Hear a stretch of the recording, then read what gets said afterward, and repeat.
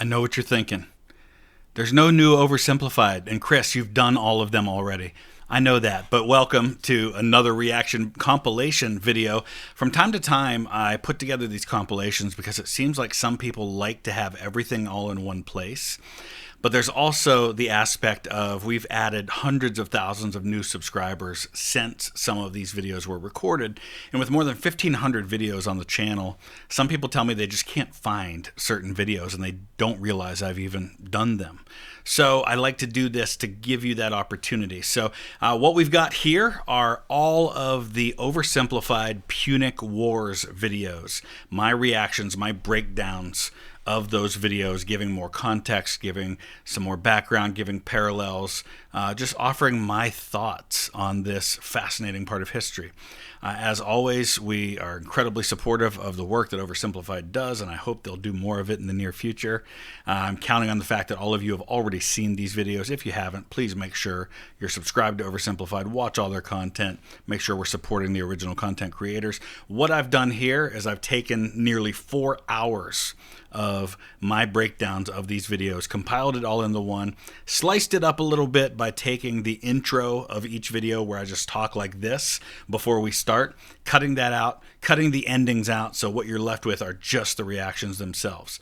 You'll notice as well that the first videos, not the best quality in terms of camera and lighting and everything. I was still learning all that stuff. I'm still learning all that stuff. So I hope you'll enjoy the content. Here it is, uninterrupted. Thanks. Oh, Marcellus, you sure have a lot of dignitas. Kiss me. Okay. Hey, Dad. Hi, son. Just reading the newspaper. What can I do for you? Well, you know how you always say Rome is the greatest civilization in the world? It bloody well is. Well, I was just wondering, what makes us so great? How did we come to be? Wow. My We're going to son. get a history of Rome. Boy, let me take you on a journey to this side of the room. The story of Rome begins with these beautiful baby boys going to town on some she-wolf Romulus and mommy Remus. milkers. That's gross. You're gross! Sorry, son. You're not gross. I love you. They're called Romulus and Remus, and when they grew up, in 753 BC, they founded Rome. But there was just one problem. They couldn't agree on which of them should be the king. But they worked it out peacefully, right? Oh, heavens no. Romulus caved Remus's skull in with a shovel. Here's a picture. Our first king committed fratricide? I know. Look at his face. And this is going to be setting a bit of a standard, right? I mean, Rome's history, especially the Roman Empire part of history, is filled with this. Family members killing family members and friends killing friends. And that's not unique to Rome, obviously. That's part of history throughout. Power, you know. They say absolute power corrupts absolutely. And that's what we're going to see here. But we're getting ahead of ourselves. When's the part where we become the greatest civilization, Dad? Well, Not there yet. At first, Rome was full of men. Oh, yeah. I'm talking like a real sausage party. You know what I mean? Yes, sir. So we invited some neighboring cities over for a big feast. And then we literally kidnapped all of their women. Here's a picture. Look at that one. She's like, Wow. this is messed up. You're messed up. Ugh. Sorry. I'll be a better father. I promise. So then, finally, after centuries of monarchy, those tyrannical kings started getting a little too big for their britches. So we overthrew the kings and established Rome as a republic. Is that when all the killing stopped? Oh, heavens no. That's when the killing surged, baby. We went wild and conquered the Latin League, the Samnites, the Etruscans. Woo! What a rush. Dad, Rome seems pretty barbaric. You're barbaric! Oh, I forgot to tell you about the time a prophet told Saturn his son would one day overthrow him. So Saturn literally ate his own son seconds after he was born. I don't want to see a picture. Here's a picture. Dad! Look at that! That's messed up, man. Are we really this uncivilized? Hey! If we were so uncivilized, would we use communal toilets where we all fart and poo together in one big stinky, steamy, dirty toilet room? Yeah, Dad. We would! Clean your butt with a sponge, Timulus! But all these guys just used it! What's wrong with your son, bro? I don't want to be Roman! I've always wondered about that, and you know, we have a very different idea of privacy today than they did then. Yeah, I mean, they would all sit in that room. I can't even be in a room when there are other people in the room behind closed doors, right? And do that. Different world, completely different world. But still, you have to say that just the fact that they have such a setup is advanced compared to a lot of places. Fascinating stuff. This is so weird. You're weird! Sorry, you're not weird. I'm sure you're probably fine.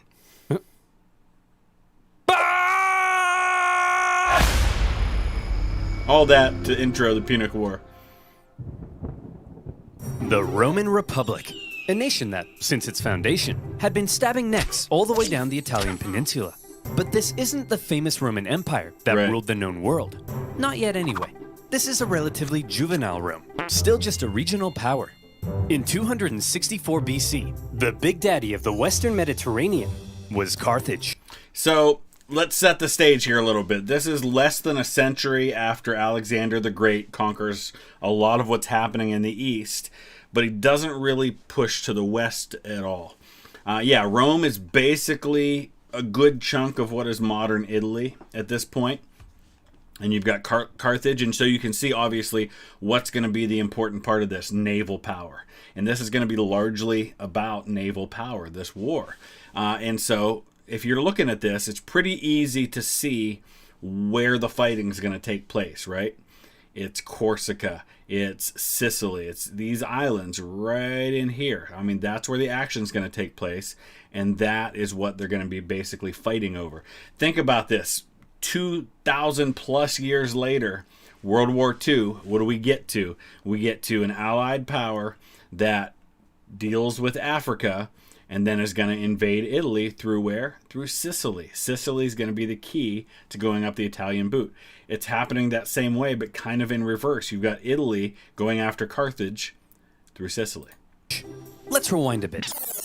Carthage was founded in 814 BC, when some Phoenicians in Tyre had a mega surplus of goods and decided to export those goods across the Mediterranean. They became the dominant trading power in the region, and to support their growing trade network, the Phoenicians established a number of colonies, one of which was Carthage. Trade is the driving force behind colonization and exploration for most of human history.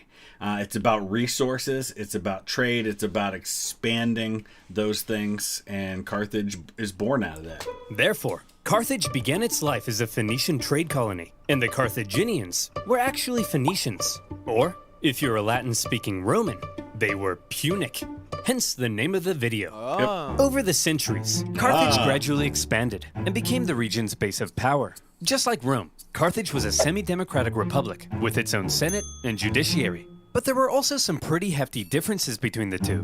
While Rome was big into farming and stabbing people in the neck, the Carthaginians, on the other hand, just like their Phoenician forefathers, had built their power through trade and navigating the waves. They went here and there, selling ivory tusks, gold, and slaves. And as a result, they were rolling in it.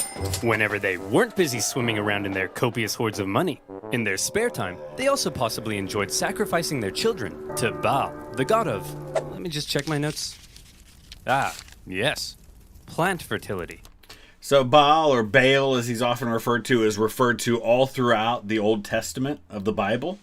That's a god that they've brought with them from their time being Phoenicians. I mean, this was the god that the Philistines worshipped, which Philistine is where we get the modern name Palestine.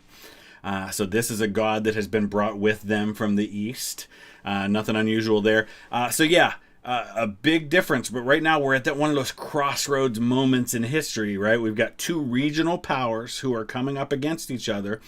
And if this war, or this series of wars, there's 3 Punic Wars, go a different way, we're not talking about a Roman Empire. Maybe we're talking about a Carthaginian Empire. And I think one of the main differences, besides the fact that one's kind of grown on trade and one's grown on military power, which obviously is going to set the military power up better for a war, is that the nature of how they saw their military, I think, was different. Because I think the militaries were largely operated the same as far as fighting on the battlefield.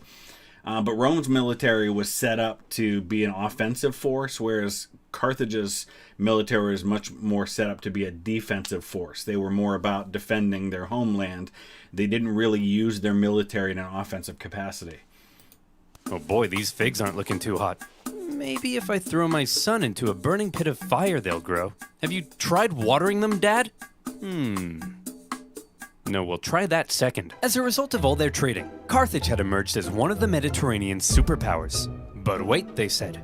Rome? What the heck is that? Well, I know it's a pretty obscure little country that you've probably never heard of. But this spunky young nation was about to upset the entire region's balance of power. Initially, the two sides enjoyed relatively friendly relations, and had even signed a couple treaties. But it was a relationship that was practically destined to turn sour. So it says the Greeks smell. So obviously, if we're talking about a time in history where the Greeks have gotten to the height of their power further east, you've got two regional powers, one with, that grows kind of on conquest, one that grows on trade. There's a lot of reasons why they would want to kind of basically not focus on fighting each other, but focus on kind of mutually defending themselves against Greece. Again, seeing the parallels, things like the build-up to World War I. You've got a huge power in Germany in the center of Europe. And so you have nations like France and Russia who are on either side who say, you know what, on our own, we have no chance against a power like Germany. But together, maybe if Germany knows taking on one of us means taking on both of us, maybe that's enough of a deterrent to keep them from coming after us. And so the same kind of thing happening here. See, Rome had a thing where they liked to aggressively expand their boundaries, often viewing such expansion as a defensive act. Kinda like when you kill your neighbor, because you knew eventually they would have tried to kill you first. Meanwhile, Carthage was extremely protective of its wealthy trade network. So if you put a very strategically important island between them, well, 2 + 2 = war. Tensions rose, and the two sides began viewing each other with increasing disdain. Yeah, so I mean, if by nature your nation is about expanding, eventually you're going to run into someone else who by nature is about expanding, and conflict's going to erupt.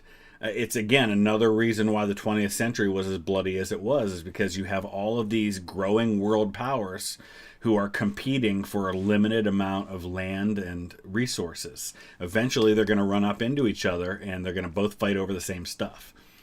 The hard-working Romans looked across the water at the money-hungry Carthaginians and said, "Look at those dishonest crooks. Bet they've never done an honest day's work in their lives." And the Carthaginians looked back and said, "Look at those simple-minded brutes. Bet they've never sacrificed a baby in their lives." Yeah! While war between the two superpowers seemed inevitable, the event that finally triggered it was a little unexpected. The whole thing began with a few simple mad lads on a wild night out. And this is the city that later on is going to be known as Messina, which is World War II. This is where the Allies are trying to get to, because Messina is right across the water from mainland Italy. These mad lads are called the Mamertines. They were Italian mercenaries employed by the tyrant of Syracuse here. But when he died, his successor said, "Sorry fellas, we don't need any big burly men with sharp sticks anymore. You can all go home." Aww. The Mamertines, as it turned out, didn't want to go home. So instead, they went to the nearby town of Messana and said, "Hey man, we are but poor little buff boys without a home. May we come in?" Aw, poor fellas. Sure thing. Just so long as you promise not to massacre all of us. We promise. The Mamertines then massacred all of them. Well, not all of them, just the men. And they stole their homes and families. Ha! This is my house now. This is my best dad ever mug now. And you guys are my new family. Son, wanna go play catch with your old papa? You're not my He's playing Among Us on the computer. real dad? Ugh, teenagers. Am I right, dear? You're not my real Dear. husband. Ugh, I'm so trapped in this marriage. Then get out! No, Messana was now controlled by the Mamertines, and they began raiding up and down the Syracuse coastline. When the new ruler of Syracuse saw this, he wasn't happy. The Syracusans began fighting back, and in response, the Mamertines said, "Oh crap, They're fighting back? What do we do? Quick! We'll convince the Carthaginians to come and save us. Oh no! We're in trouble. And we need a big, strong empire to come and rub our bellies. Why are you saying it like that? If I was a big, strong empire, I think I'd like to be seduced. See? It's working! The Carthaginians had long dreamed of controlling all of Sicily. They had been fighting Syracuse and their Greek influence on the island for centuries. And now, here was a great opportunity to get one over on them. So Carthage promptly answered the Mamertines' cry for help and sent a force to garrison Messana. As it turned out, however, some within the ranks of the Mamertines weren't too happy with the occupying Carthaginians, and they sent out a second cry for help to Rome. Again, boy, I see the parallels here. Think about it. If you are a small power surrounded by big ones, you're going to kind of get to pick, right? I mean, you're going to try to get one of them on your side or the other, and you're going to kind of become the proxy through which these world powers are going to go at each other. Think Vietnam, Korea, Afghanistan, places that we've seen in the 20th century where proxy wars have happened. It's happened on the African continent. It's happened in Central America. When it reached the Roman Senate, they were a little more hesitant. Going to help the Mamertines ran the risk of triggering an all-out war with Carthage, and they had only just finished conquering the Italian peninsula, so they were kind of tired. Plus, the Mamertines were all the way across the water. They had never made a leap like that before. So you would assume that to avoid any conflict with Carthage, the exhausted Romans would probably sit this one out. But you would assume wrong. Rome just couldn't resist a good chance for war. Why?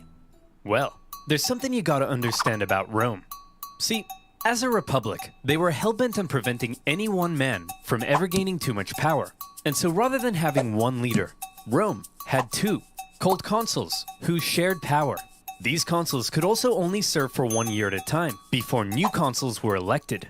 These measures to limit the powers of the consuls were noble, but had an interesting side effect. The consuls knew they had just 1 year to try and gain as much glory and prestige as possible, something that was very important in Roman society.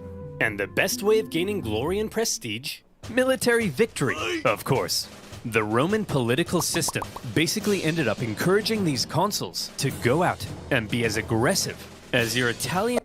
So yeah, I mean, everything he just explains a lot about why Rome is so aggressively, constantly expanding throughout its history. Until you get to the time of the emperors. And of course, then they're still expanding, but it's for a different reason, and there's different motivations for it at that point. But and a lot of the same things that are happening at this point in history, 200-300 years down the road, when we get to people like Julius Caesar and Mark Antony and Octavian, it's going to be the same stuff that's going on then, with the same roles that are involved. And grandmother, when you don't eat all the spaghetti. And so the glory-seeking consuls convinced the people to vote in favor of going to Messana. And in they went. Upon the arrival of the Romans, the Carthaginians in the city, amongst the confusion, were forced to leave. Now, in contrast to Roman aggression, the Carthaginian military had a slightly different philosophy. All right, kids, listen up. If you want to grow up to be Carthaginian military leaders, there's a few things you have to understand. If you fail to succeed on the battlefield, that's a crucifixion. Showing cowardice, that's a crucifixion. Hello, sir. What are you doing here? Aren't you meant to be in Messana? Yeah, but the Romans showed up. So you just left? Sure did. Oh, you better believe that's a crucifixion. The Roman consuls were awarded for victory, and therefore tended to be aggressive go-getters. By contrast, the Carthaginian generals were brutally punished for failure, and so they tended to be more cautious and restrained. So here we have the difference in how you motivate people, right? One is about rewarding success, and the other is about punishing failure. Rewarding success is going to breed a different kind of leadership than acting out of fear. I think acting out of fear leads you to be more cautious. It leads you to take less chances, whereas the possibility of success, if I just take a chance, it allows for those kinds of things to be different. So there's a motivation here. And like I said earlier, there's also a difference in how they operate, whereas Rome is prepared much more to be an offensive force with the way they build their legions. The only requirement, I think, as far as Carthaginian soldiers was that you had to serve to defend your homeland. There was no obligation for military service to be an aggressive fighting force. This dynamic is helpful for understanding some of the crazy things that happened during the Punic Wars. So, the Romans have crossed over to Messana, and now there was some red on the island. Hit that panic button. This turn of events was unacceptable to both Carthage and Syracuse, so the traditional enemies teamed up to kick the Romans off their island. They surrounded the city and said, "Hey, you jerks! This isn't your island! Come out of there at once!" Okay, we're coming. See, Phil, you just gotta speak with authority. That's what being an alpha male's all about. Hey, man. Oh, you brought your weapons and armor? No, I didn't mean... Oh, crap. Out the Roman legions came to engage the Carthaginians in battle, and they sent them packing. With the Battle of Messana, whether intended or not, by going to help the Mamertines, the two sides had just slipped into an all-out war. And this is, my understanding, one of the longest wars of the ancient time period. It goes on for a couple of decades, heavily naval influenced. Going to see a lot of Greek triremes, things like that. With the initial Roman victory, towns across Sicily, including Syracuse, began switching allegiance, because being a winner is more fun. But the Carthaginians weren't about to just give up that easily. In 262 BC, they began building up their forces at Agrigentum. So the Romans, being aggressive go-getters, aggressively go-got them. The Romans immediately laid siege, hoping to starve out the Carthaginian garrison. However, because this was the first time Rome had been fighting outside the Italian peninsula, across the water, they struggled to supply their forces. And before long, the Romans were as starving as the Carthaginians they were besieging. An army can only fight as far as you can take it with supplies. Supply determines so many wars. There's so many times that the ability to supply your army means more than how good you fight. It means more than how well equipped you are. It means more than the size of your army. If you can't feed them, if you can't supply them, it doesn't much matter what else you're good at. They had to forage for food, leaving them open to ambush. And when Carthaginian reinforcements arrived, creating a double siege, things got really bad. Everybody starved each other for months until nobody could take it anymore, and they all finally came out for battle, which Rome won. Here's the report from the recent siege at Agrigentum, sir. We killed 30,000 while only suffering 7,000 losses? That's amazing! We're the best! Yes, sir. Whoops, those are the wrong way around. What? We lost 30,000? We're the worst! I want to see what the numbers were as far as how many soldiers were actually involved in this fight. So I've been looking at a couple of different sources here, and this one is kind of a website that deals with Roman history. It's got a lot of detail about the nature of this conflict and what all happened and how many men were involved. But basically, there's a lot of different numbers, as is always the case with ancient Roman history. But the estimates are that the Romans had anywhere from 40 to 100,000 that were involved here.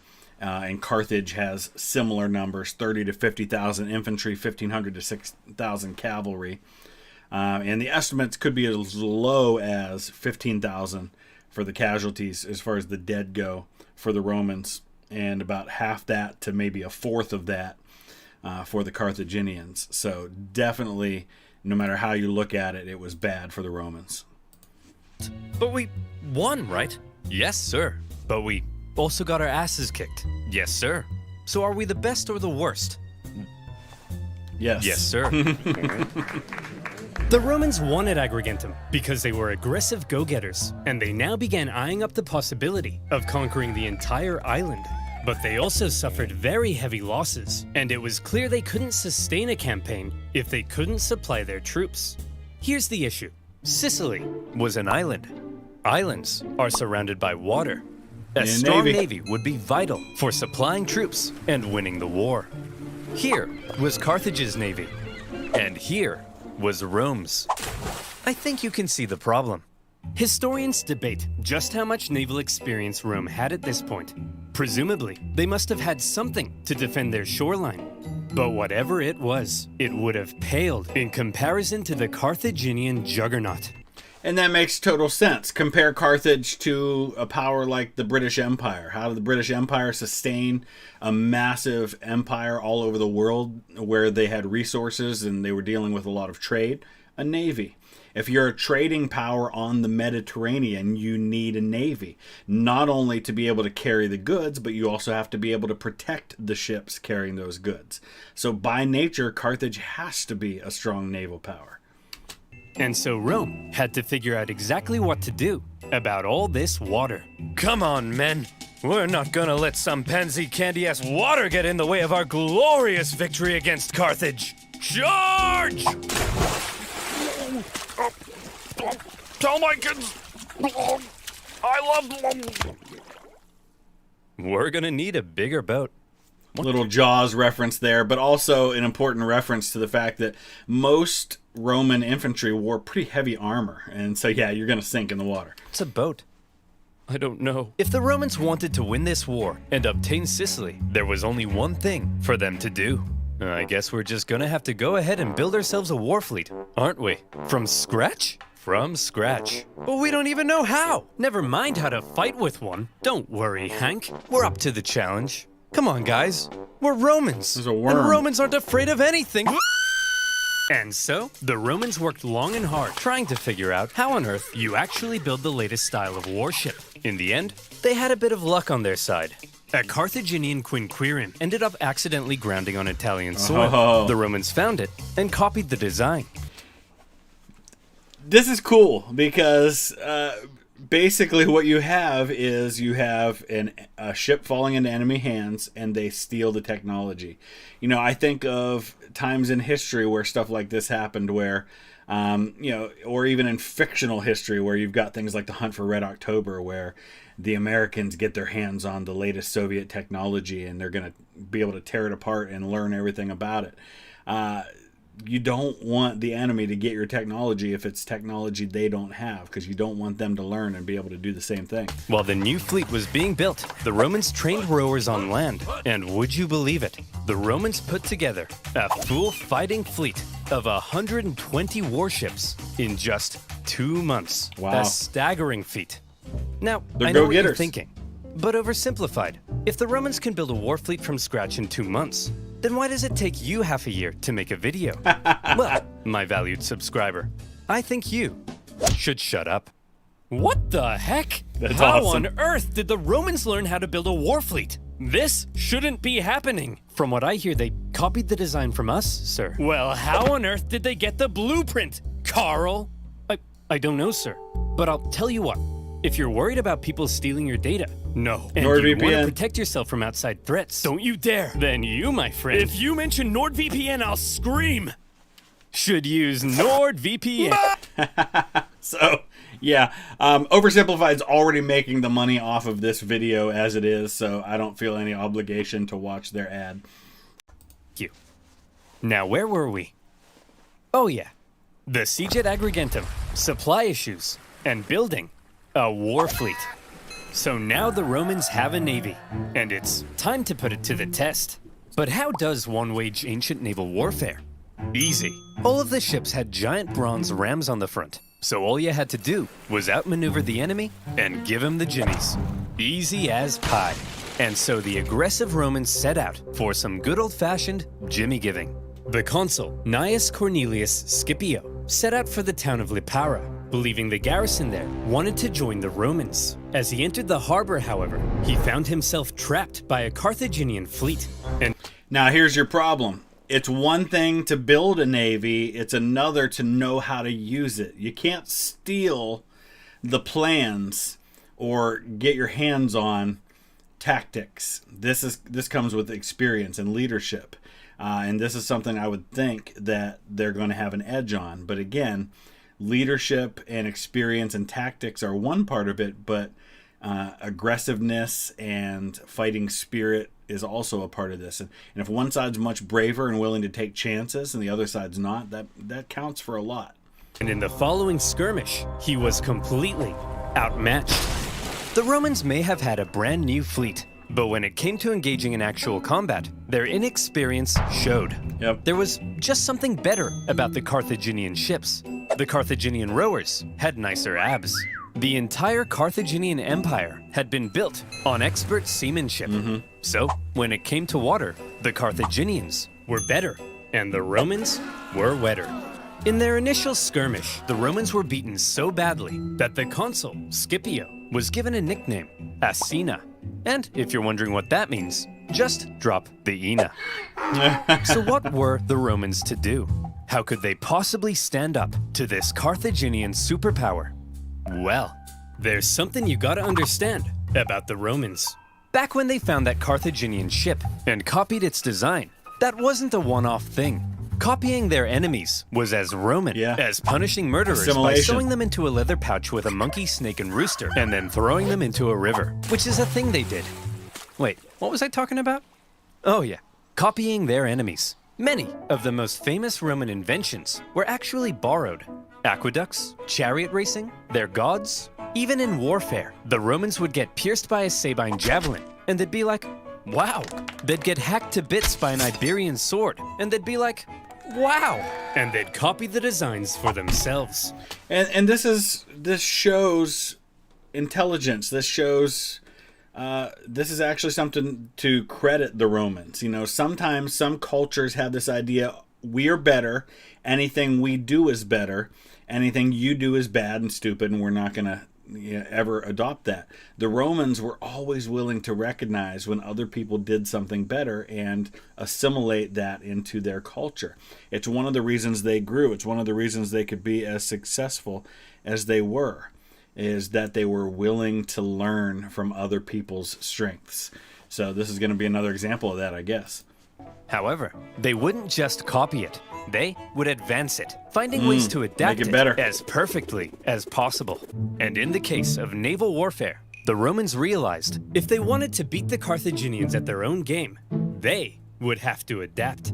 The Romans excelled at combat on land, not on water. But what if, they said, we could somehow turn a sea battle into a land battle? There you go. Sounds crazy, right? Well, they made a couple of tweaks to their warship, and look, here they come again. They must love getting their asses kicked. Sir? What's that toll thing sticking out of their ships? Gonna board you. They really are idiots. Look at that thing. That'll make them blow over. I mean, look at... Bob! Bob! Get your camera out. Take a picture of it. I mean, how stupid can you be? Let's just add a big wooden tower to our ship that'll weigh us down and blow us over in the wind. I mean, what does that thing even do? Yep. The Brilliant. Romans had built a big swinging spiked gangway called the Corvus. So when the Carthaginian ships approached to ram them, the Romans would just slam them. The Carthaginians tried going around. No problem. The Corvus could swivel. Try going behind. The Romans would huddle to the coastline. So this is what happens in warfare, whether it's ancient warfare or it's modern warfare, is that during wartime, there's huge advances in technology because you're adapting, you're learning. What happens during World War I? Well, trench warfare is not working. We're losing all these men. Artillery's not doing the job. Let's invent a tank. Let's start using that. What happens in World War II? Well, it starts out with battleships. Well, battleships aren't the thing anymore because now we've got planes. So aircraft carriers are going to be what matters. Radar is going to matter. You know, building bigger and stronger bombs that can penetrate armor and can penetrate fortified positions are going to matter. Developing things like flamethrowers to get at the guys that are in bunkers and things like that. Technology is going to grow and tactics are going to grow based on what your enemy does. Okay, he did that. Now we've got to adjust for that. We've got to try and come up with a new plan to neutralize what they've come up with. It was foolproof. Those big, sexy Carthaginian rowing muscles could flex all they want, but they were no match for the Roman mind. So ladies, you see, what really matters is what's on the inside. Please go out with me. And with that, the Romans, who had only just recently began dabbling in the art of naval combat, thanks to their ingenious corvus, had just managed to outclass the Mediterranean seafaring superpower. The Carthaginians were stunned, and the general in charge of the defeated Carthaginian fleet, well, you better believe that's a crucifixion. With their newfound control of the seas, the Romans could now more easily blockade coastal cities and supply their legions on land. Surely, the Romans were now free to unleash their aggression all over the island. Haha! Hey Carthaginians, what are you gonna do now that we're free to rampage across the island? We're gonna go inside these walls and close this gate. Oh, come on guys, stop messing around. Come out so we can kill you. No. Oh, come on. No. Oh, no. To counter the new Roman supremacy, the Carthaginians decided to engage in a defensive war of attrition, forcing the Romans to engage in siege after lengthy siege. The war in Sicily became a long, hard, back-and-forth slug. One by one, cities slowly fell as the Romans gained ground. Occasionally, the Carthaginians countered and even pushed them back, only for the Romans to rebound again. And whenever a city did finally fall, the Romans could delight in slaughtering the entire population and selling any survivors into slavery, which was pretty standard procedure at the time. In general, the campaign on land was progressing much slower than the Romans had hoped, and quite frankly, they were getting sick of it. So in 256 BC, they decided that something had to change. Hey everyone, my name's Marcus Attilius Regulus, and I'll be one of your consuls for this year. Look, as I'm sure you all know, Sicily's being a bit of a drag. Sure, I could go and spend my entire year as consul besieging one single city, but they'll never make a naked statue of me for that. So here's the new plan. I'm gonna skip Sicily entirely, take my army, and go right for the heart of Carthage itself. Again, taking chances. You got 1 year as consul. You got to do something big. Like he said, I'm not going to waste it besieging one city. I'm going for glory. And so they're willing to take chances because of the possibility of reward. And that's just not a motivation that Carthage has. I'll slaughter the men, enslave all the women and children, and when I return, you'll all build 1,000 naked statues of me. Marcus, that women and children stuff, that seems pretty evil and barbaric. No, Jim, it's perfectly normal in the ancient world. Sometimes we even chop their pets in half. Okay, guys, looks like the Romans are coming straight for us this time. And what will they do when they get here? They'll kill us all. They'll massacre each and every last one of us. They may even chop our pets in half. That's barbaric! No, Rob, it's actually pretty normal for the time. We'd do the same to them. Who'll protect us? Funny you should ask, Mary. That's kind of why I called this meeting. Who will protect us? Protect our families, our homes, our children. You guys? Ha! Don't make me laugh. Why, you're just a bunch of stupid and weak farmers. Simple-minded buffoons. Cowards. So Fools. inspiring. Rob here thinks enslaving women and children is barbaric. You're a snowflake, Rob. Yes, you are. The fact is, if the Romans manage to land on African soil, we're all gonna die. A terrifying, hideous, unspeakably painful death. Is that the end of that speech? Yes. Panic. The Carthaginians had to stop the Romans from ever landing in Africa because they believed that would be the end. So as the Romans were building an invasion fleet, the size of which the world had never seen before, the Carthaginians were preparing an even bigger one to stop them. And in 256 BC, as the Roman invasion fleet made its way south, the stage was set for a humongous battle that saw 680 warships, Wow. around 300,000 men, fighting to decide the course of the war. think about those numbers in terms of, I mean, what was the population of the world at that time? Let's look it up. Okay, so obviously there's no way we can possibly know for sure what the world population was, but around 200 BC, the estimates are anywhere from 150 to 230 million people. So these are massive numbers. In terms of world population, to put this in perspective a little bit, let's do a little bit of calculations. So that's the equivalent of something like 15 million people being involved in a naval battle today. This is a massive, massive battle for 256 BC. To this day, the Battle of Cape Egnomus remains possibly the largest naval battle in human history, all the way back in ancient times. In terms of the number of people involved, obviously in terms of, there's a lot of different ways you calculate something like the largest battle. Is it based on tonnage of ships? Is it based on number of ships involved? Is it based on the number of people involved? So the next time your granddad tells you about the time he sank a Japanese aircraft carrier, kick him in the nuts. The Romans had a lot riding on this battle. No, they weren't just don't sending do their that. warships, but transports as well, full of supplies and horses for their invasion of Africa. They therefore formed a protective wedge-like formation to punch through the long, thin Carthaginian line. Again, let's just recognize how amazing it is that we have this kind of detail as far as the information goes about what happened. Now, most of our sources on this stuff are going to come from Roman writers who obviously are going to put a Roman spin on this and make their side look good, make the other side look bad, probably inflate the numbers for the Carthaginians and deflate the numbers for the Romans as far as strength involved to make it look like it was a bigger deal.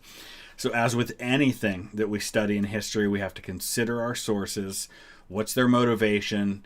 Who are they biased toward or against? How close to these events are they writing? And I'm kind of curious to know who it is that we have this information from. The Carthaginian generals, however, desperate to prevent the Romans from reaching Africa, had a plan of their own. As the Roman fleet approached, the Carthaginian center feigned a retreat, luring the Romans in so their outstretched flanks could envelop them and get around the Roman corvus. A clever plan. But with such a huge battle and so many ships crowded together, the Carthaginians struggled to maneuver as hoped. And in the chaos, 3 separate battles emerged across the huge battle space. With the number of ships limiting their ability to maneuver, the Carthaginians became sitting ducks, and all the Romans had to do was start swinging. The Roman center came out on top, and were then able to turn around and rescue their pinned down flanks. The Battle of Cape Egnomus was a Roman victory. After the gigantic battle at Cape Egnomus, the Romans were now free to land on African soil. And so, they did. The Carthaginians chose to focus on defending the city of Carthage itself. So the Romans immediately took the city of Aspis, and were then free to raid and plunder the countryside. They took over 20,000 slaves and a ton of booty. But then, some orders arrived from the Senate. Send home the booty. Oh, but I want to stay. No, Steve, not you. They mean the treasure. Well, we are not watching any more of this filth. So the other consul left with the booty, leaving Regulus and his forces on their own. And they began advancing towards Carthage. Along the way, according to the ancient writer Livy, they encountered a literal dragon. Now, Livy was a Roman historian, so his account may be slightly exaggerated. But this, I believe. So we talked about this yesterday. I'm going to back up for a second here. Sources need to be considered in all these cases. I mentioned it before. Who's the source? What side are they on? What biases do they have? How close to the actual events are they writing? If they're writing about an event that happened 300 years earlier and they're just getting information that's been passed down, it may not be accurate. But I'm really curious about the dragon thing, so I think we need to dive into this a little bit deeper. So here's the first thing we need to consider with this. The oldest source that we have for these events that are being written about comes secondhand as a fragment from Aulus Gellius, who copied the version of Quintus Aelius Tubero. Tubero was writing in the late 1st century BC. So we're talking about well over 100 years after these events. While Gellius's Attic Knights was assembled in the 2nd century AD, so now we're talking 350 years after these events. Now here's what Tubero writes. The consul Attalus Regulus, when encamped at the Bagradus River in Africa, fought a stubborn and fierce battle with a single serpent of extraordinary size, which had its lair in that region, that in a might struggle with the entire army, the reptile was attacked for a long time with hurling engines and catapults, and that when it was finally killed, its skin, 120 feet long, was sent to Rome. So there you have it. Now, I will say this. This is hardly the only reference we have to giant reptiles, dinosaurs, you might say. There are 20th century accounts that come from places like the Congo in Africa, where you have missionaries talking to natives in that region who are describing things deep in the jungle that can only be described as dinosaurs. So is there truth to some of this stuff? My experience with history is that where there's smoke, there's some kind of fire, even if the smoke doesn't really accurately describe the fire. I think they probably fought something. I think there's some truth to this. What it exactly was, and whether it was blown out of proportion, how strong and how powerful and how much might it took to take it down, is another thing. Interesting story, though. It really is. And I'll actually, if I remember to, I'll throw a link in the description to this account that I'm reading so you can study more of this on your own. His account may be slightly exaggerated, but this... So I want to actually back up and read what it says down at the bottom here. Now, Livy was a Roman historian, so his account may be slightly exaggerated. It's also possibly a translation issue. Perhaps the Bagradus dragon was just a really big snake, which is what it kind of sounds like. Then again, maybe it never happened at all. A lot of ancient history is disputed like that. But hey, since you took the time to pause the video and read this, I want to let you know you're real swell, and I'm sorry I told you to shut up. Okay, awesome. But this, I believe. As the Romans continued to plunder, the Carthaginian people flooded into the city. Now, not only was it in a major panic, but it was so crowded, the people began to starve. And that's the problem. You get all the civilians inside the city, now you don't have enough supplies for your army. And now there's a lot greater chance of disease spreading, which are the two big factors in sieges, disease and starvation. Don't panic, everyone! Look, I know you're all starving, but I still have food for me. So, you know, it's not all bad. Whoa! You're wasting your tomatoes! And you idiots wonder why you're starving? Oh well, it's just more food for me! Things weren't looking good for Carthage. They had to do something to stop the Romans rampaging throughout their land. So they decided, finally, it was time to put an end to it.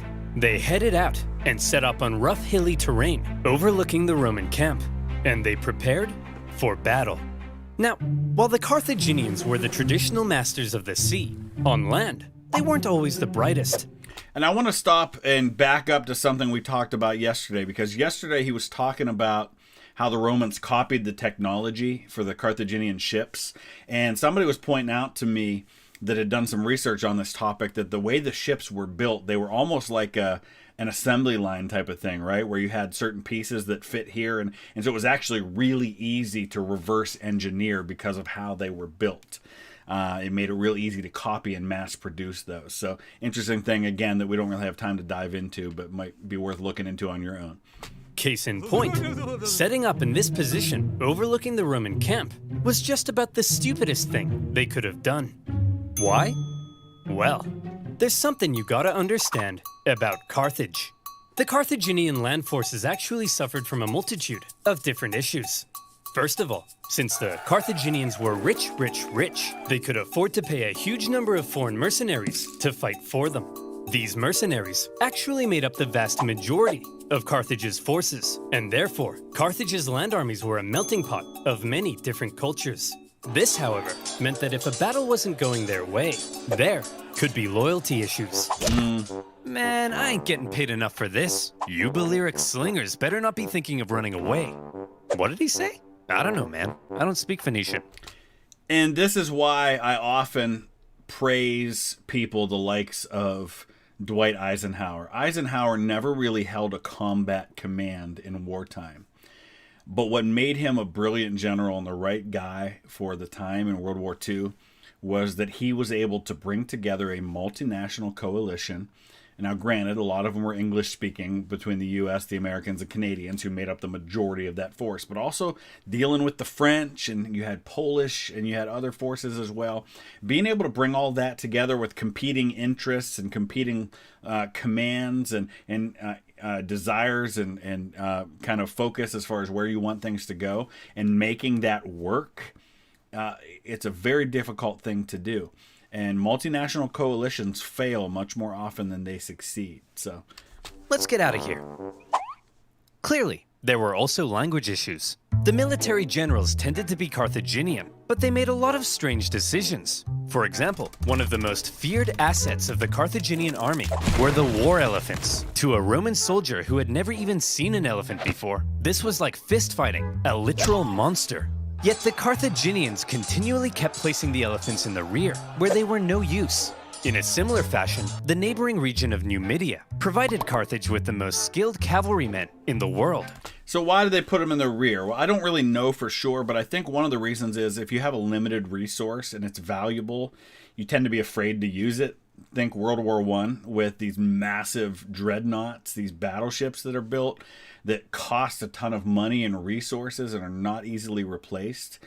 You're afraid to lose them, and so you end up not using them. And so they really become more of a deterrent than an actual effective military weapon. But the Carthaginians often chose to fight on rough, uneven terrain, where horses and elephants were less effective. And so, in this case, when the Carthaginians again chose the rough terrain near the Roman camp, the Romans easily sent them packing. Wow, Regulus, we're mere miles from Carthage. You sure are amazing. Yes, Steve. I know. Steve. Steve? What's the matter? We've almost won. I just wish I could be as great as you, Regulus. Steve, you're amazing. I mean, look at this thing. It's The butt. unbelievable. I know, but I mean like at war stuff. I'm such a noob. My tanks always get blown up. I can't even fly an aircraft straight. Here comes an ad. Tanks? Aircraft? What are you talking about, Steve? I'm talking about free-to-play online multiplayer combat game, and this video's sponsor. Really good game, War Thunder. Great game. A lot of fun. War We'll Thunder watch it. is the most comprehensive vehicle combat game ever made. Don't just drive the tank, become one with the tank.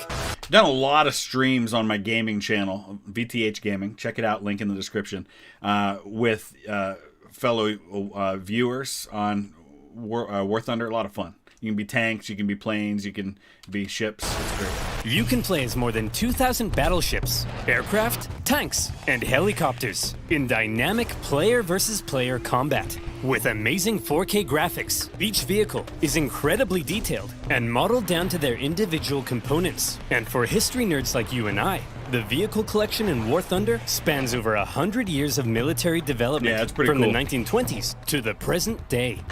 I love the detailed damage mechanics in War Thunder. You ever think about how the exact angle a shell hits an armored vehicle affects the resulting damage?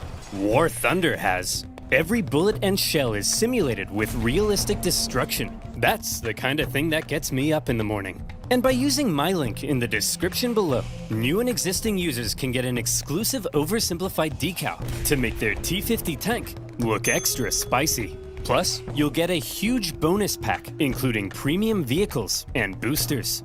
So play War Thunder now on PC, Xbox, and PlayStation. And as always, by using my link, you'll be supporting my channel. So thank you. Now where were we? Oh yeah. Invading Africa, getting some booty, and sending the Carthaginians packing. Everything was looking up for Regulus. A Roman victory seemed like it was only a matter of time. But then, Regulus realized something. He had been consul for almost a year, and his term was coming to an end. Uh-oh. He knew that if his successor took over and he finished the job, then he would get the naked statues. not Regulus. So see again how military strategy takes a back seat to the politics involved. Again, this is something that's happened throughout history. Look at World War II.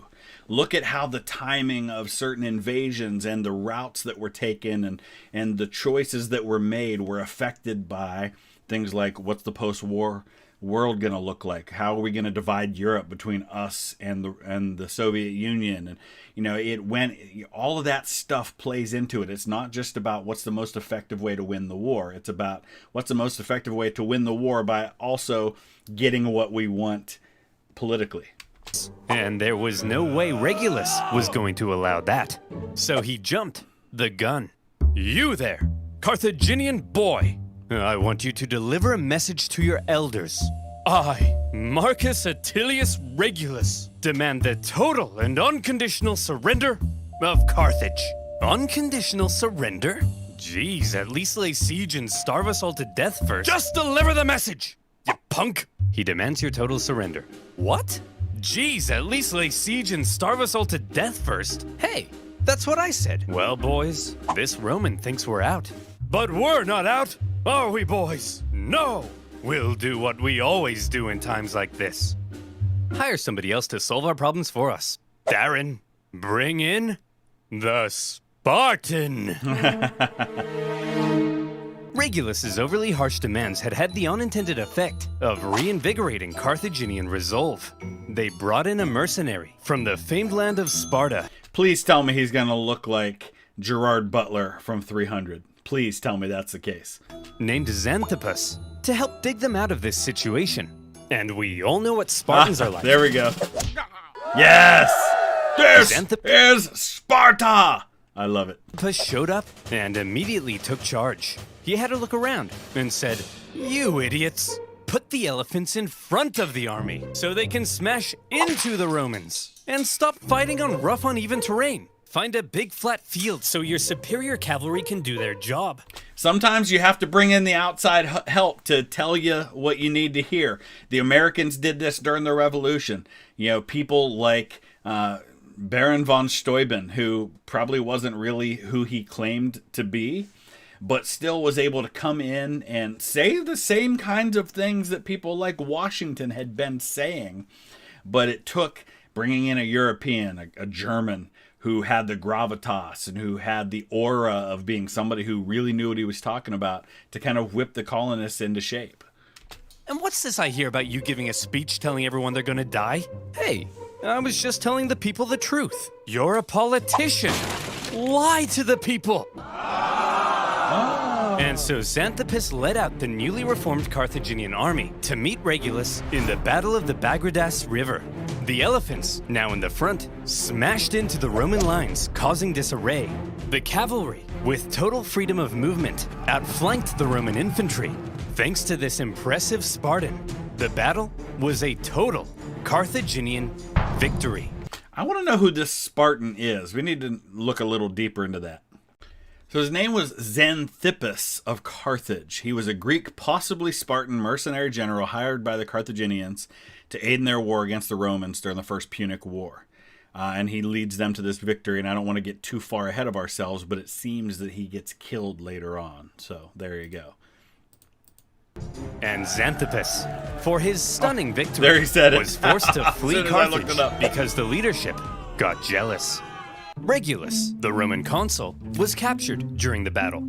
Legend has it, he was brought before the Carthaginian council, and they made a proposition.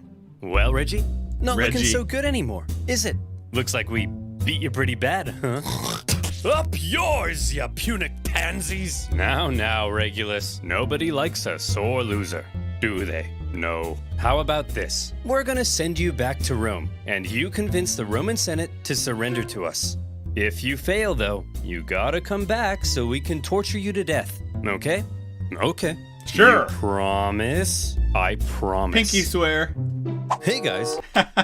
By the way, in that battle, from everything I've read, it looks like the Carthaginians lost maybe 1,000, and the Roman casualties were like over 10,000. So, Interesting. Whoa, Regulus! We thought you got captured. I did, but they sent me back to convince you to surrender. Well, should we? Surrender? No! Never surrender! Give 'em hell, boys! They're at the end of their rope. Anyway, I gotta go be tortured to death now. What? Yep, part of a deal I made. It's a long story. Whoa, hey, wait! Regulus! No, it's cool, guys. I promised. Regulus! This is ancient times. We massacre entire populations. We chop pets in half. You can break a promise. No, Tim! You never break a promise. That's too far. That's too far. Children are sacrificed. We slaughter entire populations. We conquer people. But you can't break a promise. Regulus went back to Carthage and was tortured to death. So we make fun of that, but there was a unique sense of honor here in things like that. And while certain things were understood to be part of war, there were also certain things that a man of honor would do. And it doesn't make any sense to us now, but... And for keeping his promise, he was immortalized as the leading symbol of Roman virtue. Meanwhile, after their defeat in Africa, the remaining Roman survivors, still in Africa, were still in Africa, and they needed to be rescued. So the Romans sent their fleet to pick him up and bring him home. They successfully fended off a Carthaginian fleet, grabbed the survivors, and made their way to Sicily. A great success. But then, things took a turn for the worse. Sir? That cloud looks kind of angry. Fear not, coward. If we Romans can build a war fleet from scratch and defeat the Carthaginian Empire at their own game, why, then even Mother Nature herself will crumble before us. I laugh in the face of Mother Nature. Ha ha! See? Come on, guys. Laugh at Mother Nature with me. Not gonna go well.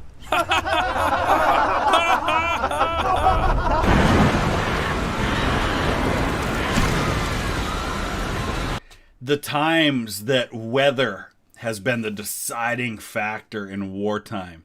I mean, the Spanish Armada in 1588, that was weather. It wasn't the might of the British Navy. That played a part, but it was weather. The times that Japan was going to be invaded throughout history, and weather turned back the invading fleets. The D-Day landings were delayed by a day because of weather, and almost didn't happen at all. If the weather had continued to be bad, who knows what might have happened. The weather obviously playing a huge factor with Napoleon's defeat because of his invasion of Russia. Stalingrad, the weather.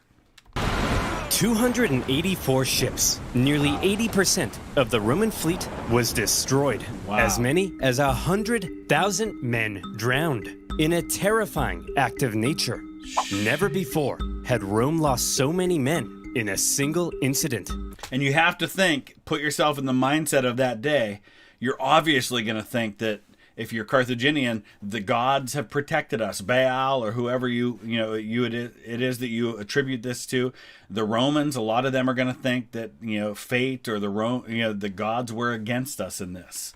100,000 casualties for any other nation would be crippling. Any other nation would hastily sue for peace. Any other nation would spend decades trying to recover.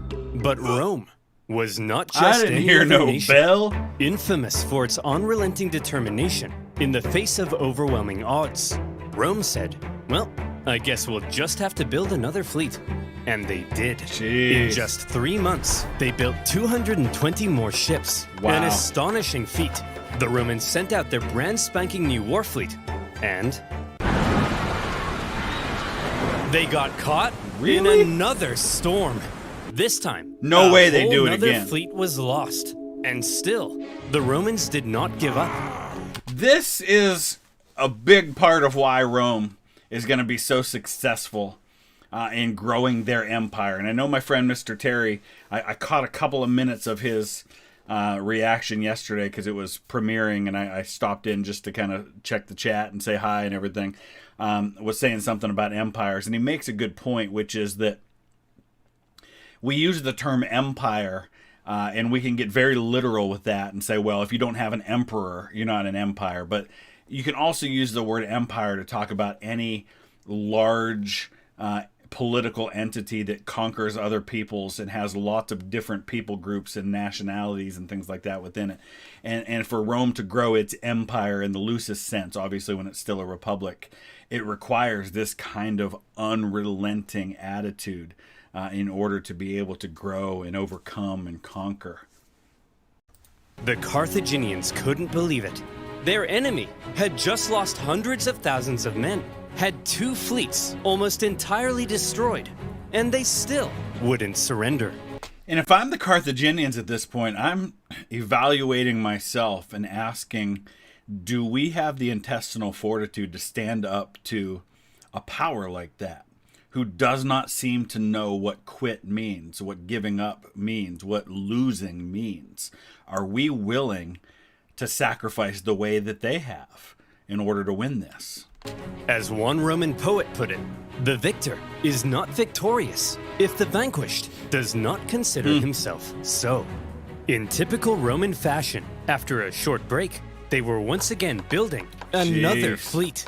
However, for now, after all the disasters at sea, the focus began shifting back to the land campaign in Sicily. The Carthaginians, overconfident from recent successes, attempted to retake Panormus, but the Romans countered the terrifying war elephants by throwing stuff at them and scaring them away.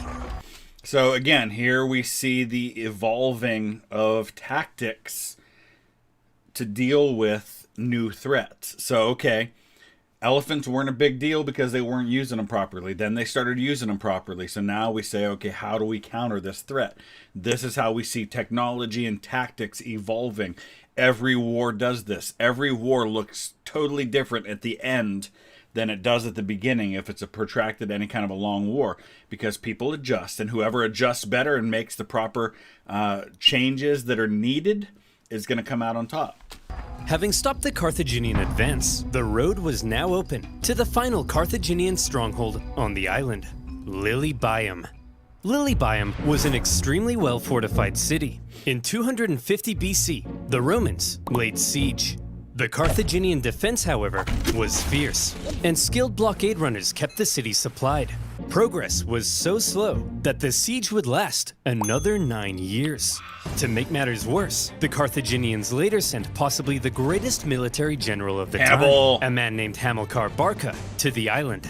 He engaged in a skillful campaign of guerrilla warfare behind enemy lines, and for the remainder of the war, he was a major thorn in the Roman side.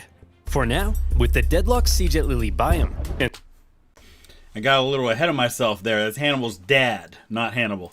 and the new Roman fleet at sea, things seemed to be at a standstill, and the Romans had to do something to break the deadlock. Thankfully, the Roman consul, Clodius Pulcher, had an idea. He tried to get things moving by attacking the Carthaginian fleet at Trapana. Now, before a battle, to predict if they would win, it was common for the Romans to look for signs from the gods. This could mean observing the weather or inspecting some cow livers.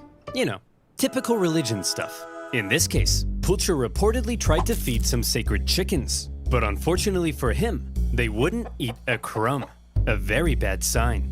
Well, he said, if they won't eat, then let them drink! Stupid chickens! We'll observe the weather instead. Gods, give me a sign. Ignore that. Okay, how about this? If I can get this piece of paper into that trash basket, we'll win. Okay, if I can stay. We laugh at this stuff now, but I can remember as a kid trying stuff like that, right? Like, all right, God, if you really want me to ask this girl out, I'll make this next basket. No lie, I did that. And it seems ridiculous now, but, you know, that's how you think sometimes. And there's actually a story about that from the Bible, too. There's a story of a man who, his name was Gideon, and Gideon has this angel appear to him and tells him he's a mighty warrior while he's hiding in a hole from invading armies, and tells him he wants to lead this force. And Gideon's like, all right, well, if you really want me to do that, I'm going to lay this fleece out. And if I wake up tomorrow morning and the fleece is wet, but the ground is dry, then I'll know. And then it happens. All right, well, if the fleece is dry and the ground is wet, then I'll know. And, you know, that kind of stuff. Those stories exist through many cultures. Stand here silently for 5 seconds and do nothing will win. Damn it! Pulcher chose to ignore the signs from the gods, and in the following battle, the superior Carthaginians tore them to shreds. It also didn't help that by now the Romans had removed the corvus to stabilize their ships, and without their secret weapon, it was a disaster, and Pulcher was disgraced. To make matters worse, the victorious Carthaginian fleet then went on to intercept a Roman supply fleet on its way to Lilybaeum. As they approached, however, they saw the signs of an incoming storm, so they took shelter. The Romans, on the other hand, said, "Onward, men! Set sail! We've got to deliver these supplies stat!" How many storms do you need to destroy your ships before you figure this out? But sir, those clouds, don't you think we ought to have learned our lesson by now? Yes, Brian, we ought to have. But we haven't. Another fleet and 50,000 men lost in another storm. Disaster. Now, at this point, there still really isn't a clear winner. Sure, the Romans have captured most of Sicily and cornered the Carthaginian land forces at Lilybaeum, but the continued disasters at sea were critically depleting their resources, and without a strong fleet, Rome could not win. Meanwhile, Hamilcar Barca was still knocking about and creating even more problems. So, where do we go from here? How does this war finally end? By now, the two sides had been fighting for 23 years. They were exhausted. Their money, their resources, their strength were all utterly spent. The Carthaginians in particular were eager to see the war end so they could get back to trading and making money. So after the latest Roman disaster at sea, they said, "Look, there ain't no way in heck the Romans can come back again. They can't possibly afford to build another fleet. They're done. They're building another fleet. Recall the navy, repurpose them as merchant ships, and let's get back to making some money." Assuming the Romans would soon make peace, an anti-war faction within the government recalled a large portion of the navy, leaving Hamilcar on his own. The victors appeared to be declaring themselves victorious. Meanwhile, the vanquished were...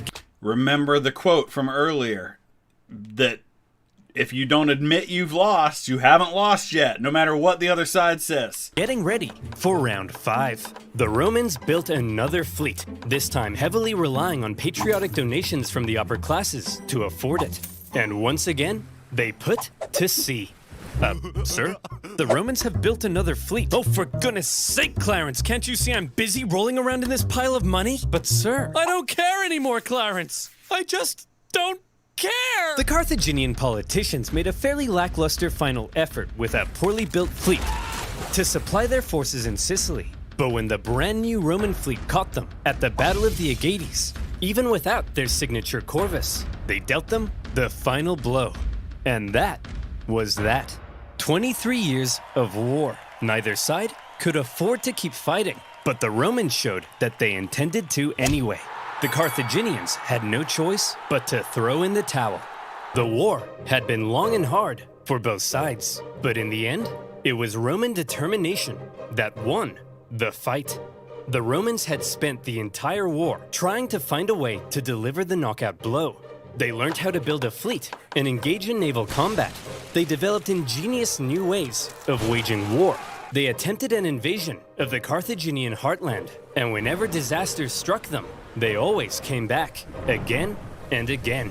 The Carthaginians, on the other hand, spent the entire war watching whatever Rome did, and then figuring out how to respond.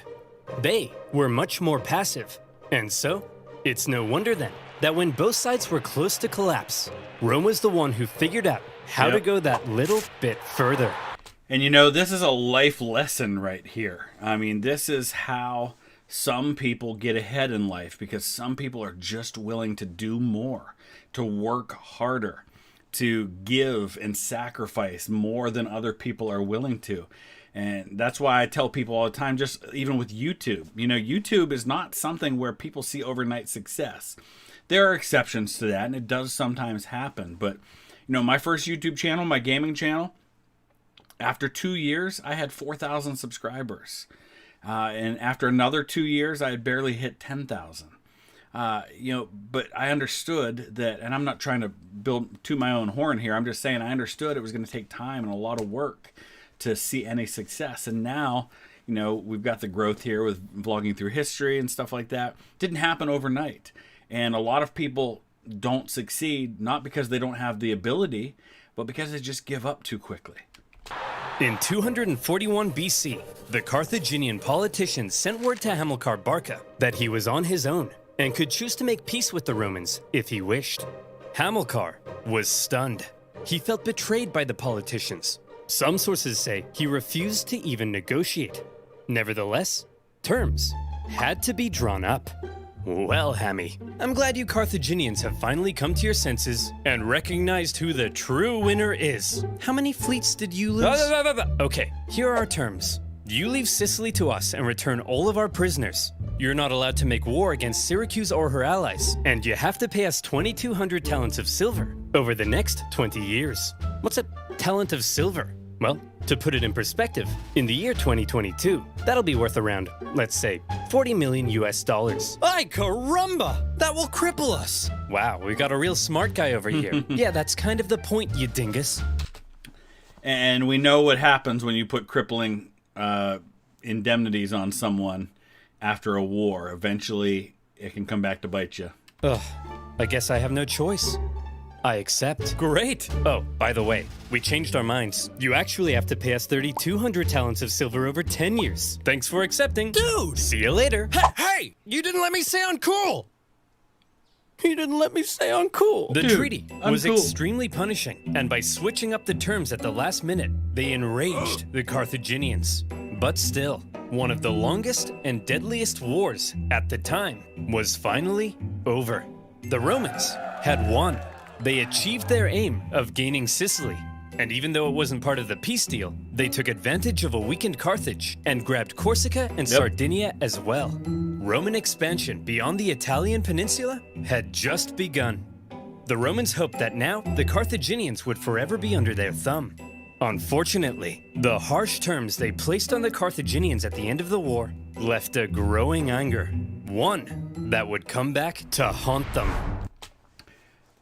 Who can imagine a world in which putting crippling punishment on someone at the end of a war would lead to another war with that same group of people? One day, Carthage will have its revenge. That's nice, dear. I'm serious, woman. Hannibal. Maybe not in my lifetime, but perhaps in his. My beautiful son. You are born into a momentous destiny. You shall be Rome's greatest enemy. You'll tear Rome limb from limb. You'll burn their pathetic city into the ground. You'll slaughter their people, men, women, and children. My child, you are vengeance. Stop Hannibal. telling our baby he's vengeance. But he is, Barbara. He's vengeance. That may be so someday, but for now, our son has a name, and you should call him that instead. His name is... So I guess that's going to be our next Oversimplified video. It sure seems that way, doesn't it? I mean, I can't imagine he's setting this up any other way. This video was made possible Of course it by is. NordVPN. Click the link below and get an exclusive deal with 4 extra months. Also, check out the merch store for some new character pins, the last remaining bucket plushies, and even a calendar. And I'm not done yet.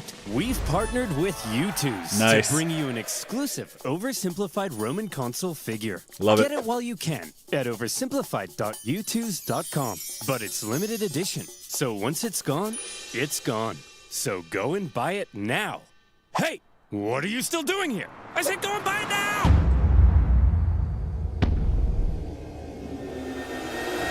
All right, our beloved mercenaries. Let's hear it. Okay. Thank you one and all for your hard work fighting in the First Punic War. Would have been nice if you'd won. Maybe tried a little harder. But this isn't the finger-pointing convention. I know you all have one thing on your minds. Hey, when are we all getting paid? So yeah, if you didn't see the first Punic War, I'll put a link down in the description as well as up at the end of this video so you can go back and watch my reaction to that. Remember you lost your... Okay. Jim, why don't you tell them? Jim. I'm not telling them, you tell them. Ugh. Look, you're not getting paid. What? We lost the first Punic War and owe the Romans a ton of reparations. Of course we can't pay you in full. And not only that, but this is a time in history when armies didn't necessarily get like regular pay like a job that you would go to. A lot of where their pay comes from is from victories. It's from looting. It's from enslaving the other side when you defeat them. And so if you're not successful on the battlefield, this is an incentive to be successful, because success on the battlefield is how you make sure that you get rewarded for winning and for fighting in the first place. Let's burn this place to the ground! Hey! Don't burn this place to the ground. Come on, fellas. Will killing us really make you feel better about your money? Yes. Yeah, probably would. Way to go, sir. Shut up, Jim. You're fired. I guess that makes two of us. Huh? Oh, man. Nice. The elephants are coming. In the aftermath of the First Punic War, Carthage's disgruntled mercenaries, left unpaid for all their hard work, revolted, and Carthage found itself caught up in an extremely destructive mercenary war. That's the tricky part when you are hiring people whose job it is to be professional soldiers and you don't follow through on the whole reason that they were willing to fight for you in the first place. They're not fighting for you because they believe in your cause. They're fighting for you for the reward of it. You don't give it to them. They got no problem turning on you. There's no loyalty there. The panicked Carthaginians hired more mercenaries to fight the mercenaries they couldn't afford to pay, and Carthage came dangerously close to collapse. All the while, across the water, there was Rome. Ha! Look at those morons. We just kicked their ass in the First Punic War, and now their own mercenaries are revolting. Haha. Yeah. Wait, First Punic War?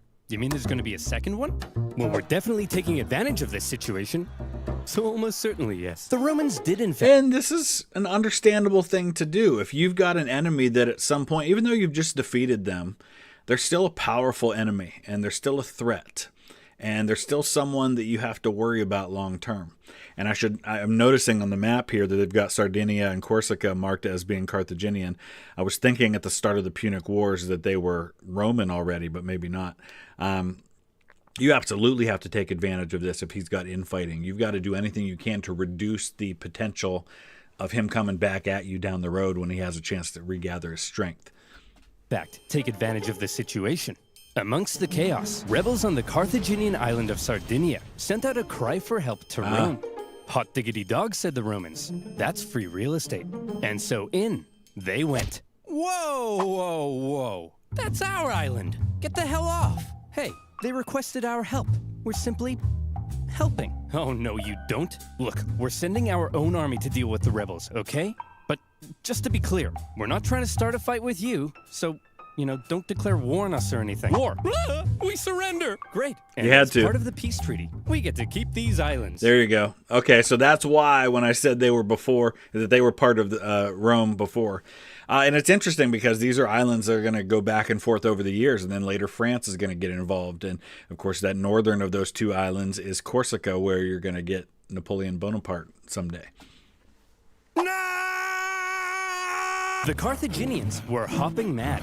As if their humiliating loss in the First Punic War wasn't bad enough, the Romans now took advantage of their mercenary problem and stole their islands. Pulling a Mission Impossible. This shocking I love land it. grab was pretty hard to justify, even by Roman standards.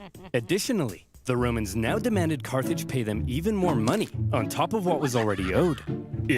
If we've learned anything from history, it's that you can go too far with demanding reparations.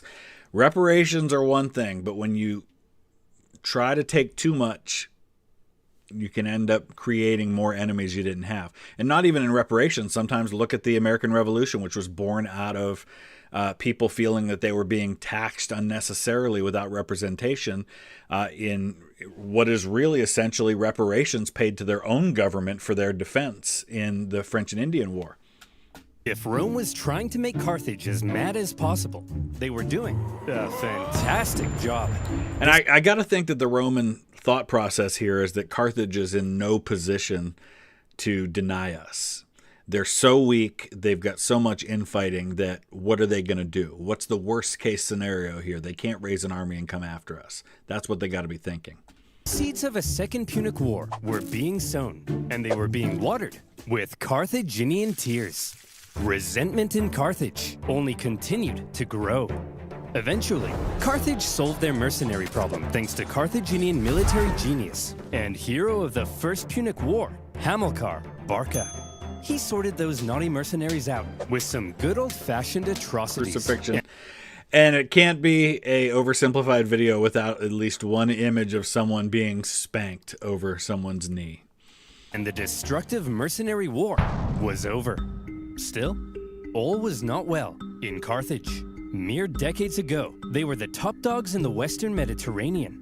Now, after the crushing defeat in the First Punic War and a huge bill to pay the Romans, Carthage was well and truly under Rome's thumb. War is such a high-risk, high-reward thing to get into. Because if you win, you've got a potential to vastly grow your empire. And that's how Rome did it, right? They conquered these countries over the next couple of centuries after this. They conquered these groups of people, these various tribes, and then they assimilate them into the Roman Empire. And they were able to do that for centuries. But if you lose, now you're out a bunch of money and you gain nothing for it, and now you deal with the possibility of infighting. So it's high risk, high reward. What on earth were they supposed to do? If they wanted any chance at regaining their former strength, there was one thing they needed now, more than anything: money. But as long as they owed Rome $1 bazillion, there was nothing. So we're going to find it. Fortunately for them, amongst their ranks, there was one big hunk of a man with one big clump of a brain. Me, Hamilcar Barca. Yes. Wait, why do you all have the exact same voice? I have it too. That's right. Hero of the First Punic War, greatest general alive, and the poster above my bed. Hamilcar Barca had an idea. All right, we need money? Well, I've got one word for you: Spain. An area filled with lucrative silver mines, from which the silver would flow like a river, and our pockets would be stuffed, like Tony's mother at a buffet. Hey! So here's my proposal. What the hell? You send me with an army to Spain. I'll expand our territory, get those silver mines up and running, and we'll be able to pay the Romans back in no time. Okay. It's a good move. Just to check, you're not secretly raising the money to go on a bloodthirsty revenge spree against Rome, are you? Because we can't afford that. Hanno, my dear, I'm simply going to pay them back.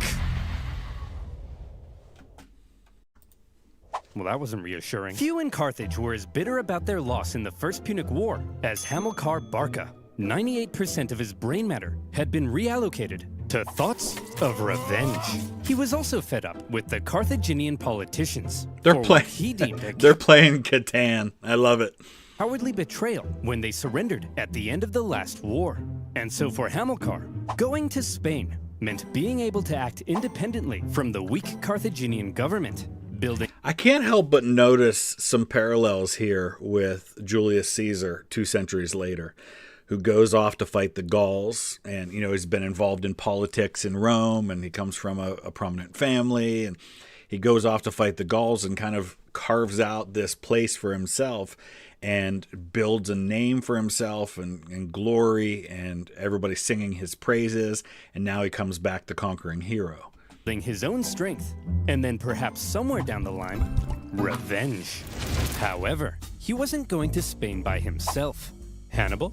Yep. Yes, father? Would you like to come with me to build an empire in Spain? Oh boy, would I! Barbara, mind if I take our 9-year-old son with me? I want to implant an intense hatred of Rome in him and prepare him for a glorious campaign of vengeance.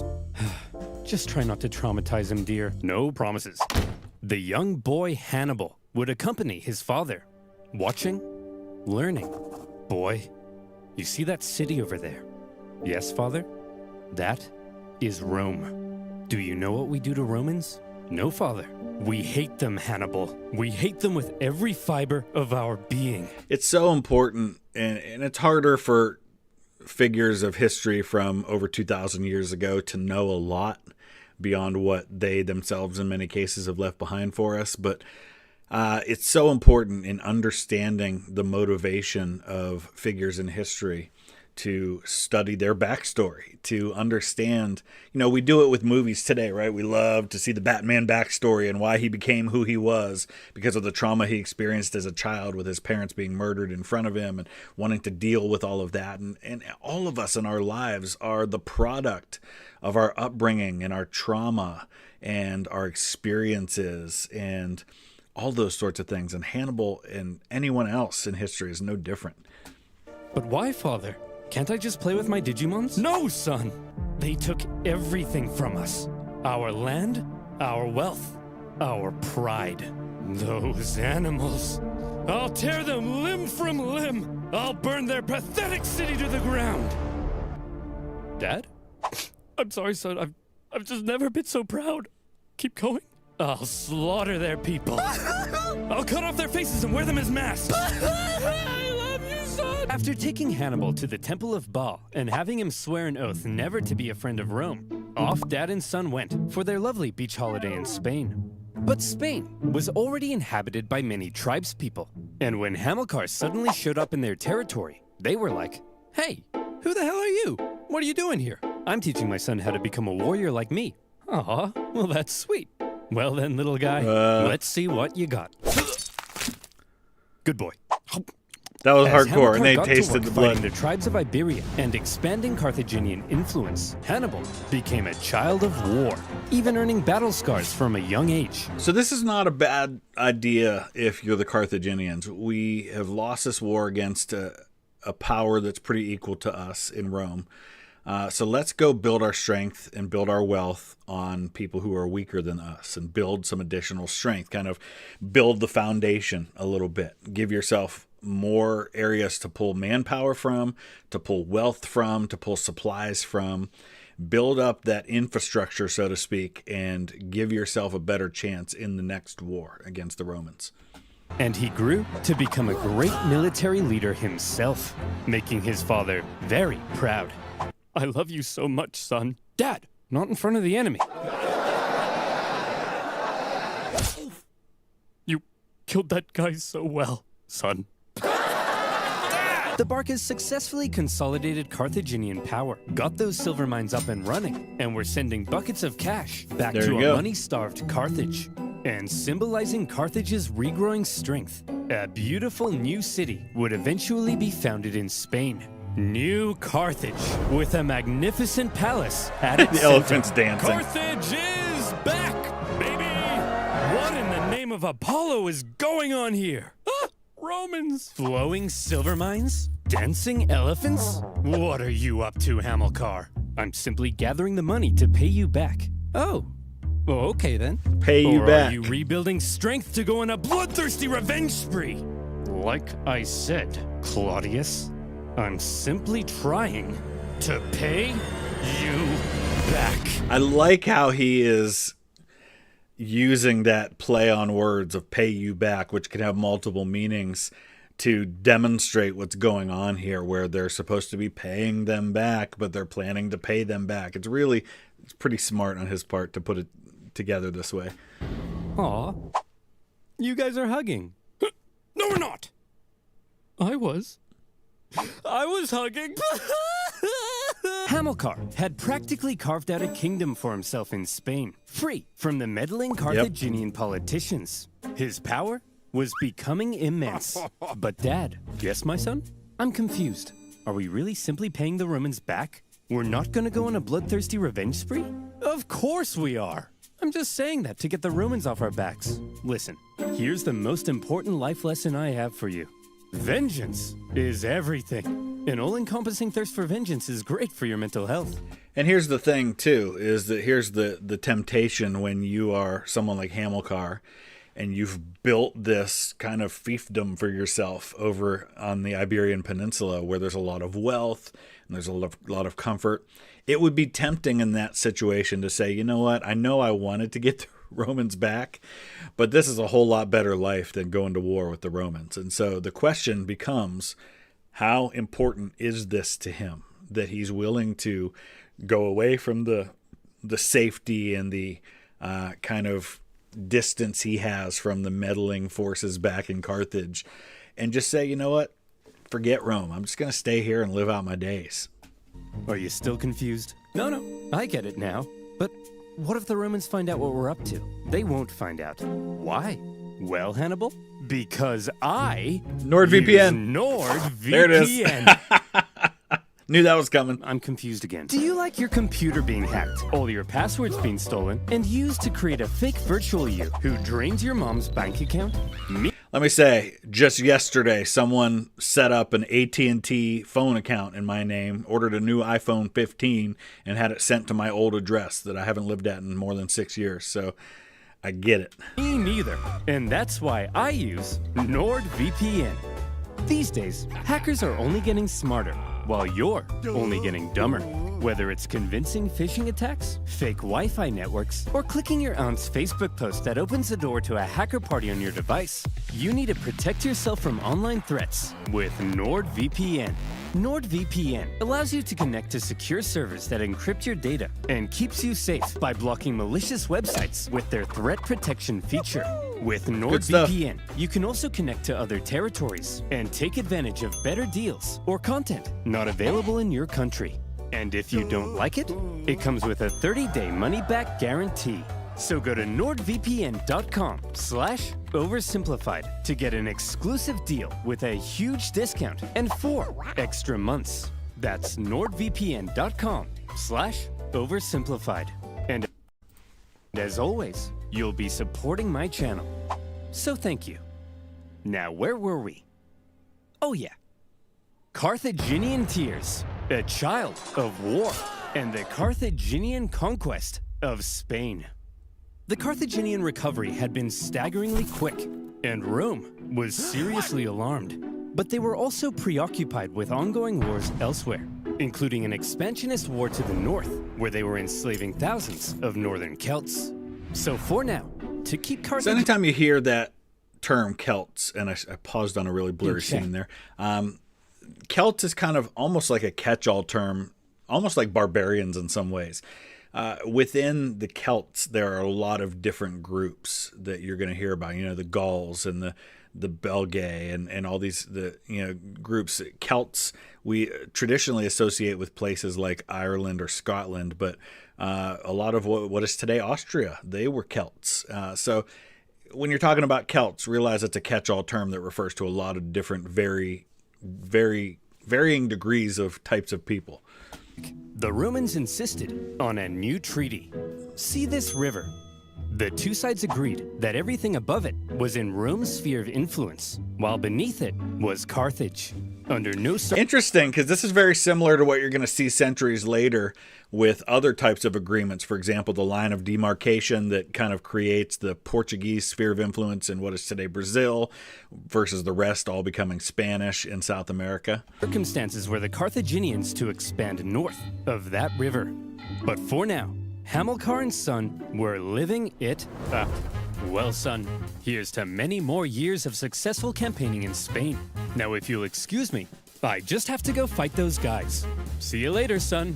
I love you. What the? Oh, crap. I drowned? Oh, well. Always remember, son. You are vengeance. Also, delete my browsing history. Hamilcar Barca was tragically ambushed at a river and drowned. His son-in-law, and possibly also his lover, no further questions, took charge for a while. But he too was later assassinated, leaving finally a 26-year-old Hannibal in charge of the Carthaginian armies in Spain. Sources say the men readily accepted him as their leader. He chose to suffer the same hardships as his men. He lived in the same conditions, was often the first into battle and the last one out. And this is a great way to prove yourself, because they've initially given you this position, or you've got this position and they're throwing their support behind you for that position. So you've got some goodwill there, kind of like a honeymoon period. Now you've got to earn it. You've got to prove that they were right to put their trust in you.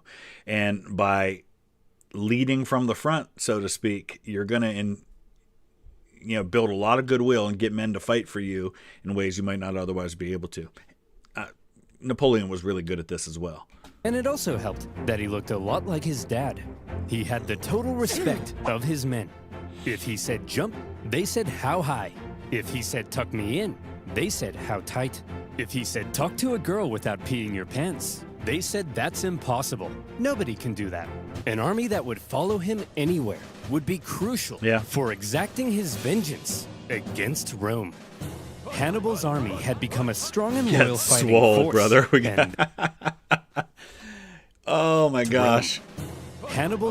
We've got a Hulk Hogan on the wall for that one. And this is one of the great things about Oversimplified, and definitely why it's worth watching his videos a couple of times through, because there's always so much going on that there are things you're going to miss in the background the first time. It reminds me a lot of Monty Python in that way. Hannibal's army had become a strong and loyal fighting force, and that was making a certain nation very uncomfortable. Seeing Carthage re-strengthen so quickly was not something Rome had expected, yet here they were, paying off their debts and expanding their territory. It didn't feel very much like Carthage was under Rome's thumb at all, and Rome wanted to put an end to it. Tensions were strung tighter than your liar's G-string, and all it would take was one incident to trigger all-out war. And in 219 BC, a city in Spain would find itself at the very center of that fateful incident, Saguntum. Remember that treaty declaring everything south of this river to be Carthage's sphere of influence? Well, Saguntum should therefore obviously be Carthaginian, right? Wrong! Saguntum had actually scored itself an informal alliance with Rome after Rome had helped it with an internal dispute. With Carthaginian encroachment, Saguntum began to fear for its independence. So anytime we're talking about history, we love to have decisive moments that we point to. The stock market crash caused the Great Depression. The assassination of Franz Ferdinand caused World War I. But these are trigger events that are often only trigger events because of many years of other things that have been building under the surface, just waiting for something to make it trigger the next phase. So while Saguntum is what we can point to, it can't be the cause. It is just the spark that lights this. And Rome declared itself Saguntum's protector. But this clearly went against the Ebro River Treaty. So what on earth was Rome doing? Were the Saguntines and the Romans truly just BFFs? It's possible. Or was Rome deliberately trying to interfere with Hannibal's Spanish expansion and maintain a staging post for a future war with Carthage? More likely. And Hannibal certainly viewed this Rome-Saguntum alliance as an outrage. Yet another example of Roman arrogance. At first, he left Saguntum alone. But having learnt from his father to hate all things Roman, and having inherited his father's dream of bringing Rome to its knees more and more, Hannibal may have begun to see Saguntum as an opportunity. And this is where your upbringing matters, because if he had been raised in a different way to see the Romans much more favorably, then there's more of a chance that he's going to look for a diplomatic solution, or that he's going to leave it alone, or he's going to just assume the best, that Rome's not really up to no good. This is just kind of an exception and we should just allow it. Your background, your biases, it's all going to come into play in how you choose to respond to things like this. Could this controversial alliance be just what devilish little Hannibal needed to kickstart a second war with Rome and restore Carthaginian dominance? It's even possible that Rome were also using Saguntum to goad Hannibal into a fight so they could go and kick him out of Spain. And as the two giants began gearing up for round two, the poor people of Saguntum had no idea that they were about to be crushed in the collision. They're ground zero. Hey, your alliance with Saguntum is an insult. and we won't stand for it. They're our friends, Hannibal, and if you lay a finger on them, it'll be an act of war. Yeah, Hannibal, back the hell off. War, eh? I was thinking I might just besiege their city and massacre their people. I hope you do, Hannibal. Find out what happens. Yeah, we hope you Mess do, around Hannibal. and find Well, out. Maybe I will. Go ahead. Kill them all. Okay then. Fine. Okay, guess I'll do just that. Consul, we look forward to it. Consul, you're gonna protect us though, right, Consul? Consul! Now here's a situation where if you're Rome, you've got a couple of options. These are our friends. We protect them. We fight Carthage. Or we back off and one of two things happens. Carthage wins and we have a casus belli. We have a reason to go to war with them. Or we don't lose our people and we just say, okay, you know what? We were going to give it to you anyway. And we just kind of let it be at that. Oh no! To top it all off, when the Saguntine people made the genius decision of raiding into Carthaginian territory, enough was enough. Yeah. In an action that was guaranteed to provoke the Romans into war, Hannibal besieged the city. The siege of Saguntum lasted 8 cruel months before Hannibal broke through the city defenses and turned Saguntum into a killing field. And this is what happens when you have sieges at this time in history. If the city surrenders, very often you'll have a chance to save the civilians inside. Not always, but very often. If you hold out, especially you hold out for 8 months, you can guarantee that in the event that the besieging army breaks through, they're going to slaughter everybody. It was a massacre. What the hell? Tell me I didn't just catch you massacring our friends, the Saguntines. Well, Consul, if you like the Saguntines so much, perhaps you should sug on these nuts. So I had to pause there for a couple of reasons. Number one, because I was laughing a little too much at that joke. I am still just a teenage boy on the inside. But secondly, because my hard drive actually ran out of space while I was recording, so I had to clean some stuff up. Let's continue. Hearing word of the attack on Saguntum, Rome was understandably in an uproar, and all eyes were now fixated on what would happen next, as Rome sent a delegation to Carthage, led by one of the most highly esteemed Roman senators, Fabius Maximus. He What an awesome demanded name. an answer for Hannibal's sins. All right, listen up, scum. You've got a rogue general in Spain attacking a Roman ally. What are we supposed to do about it? Well, there shouldn't have even been a Roman ally in Spain. You're the aggressor here. Hand Hannibal over to us as a criminal so we can punish him severely. No, yes, no, no. That's a reference to earlier Oversimplified videos, too. In particular, the guy with the funny mustache whose father would often punish him severely. Look, I hold in the folds of my toga both peace and war. Which one should I let drop? Whichever one you He did really want. say that. Then I choose.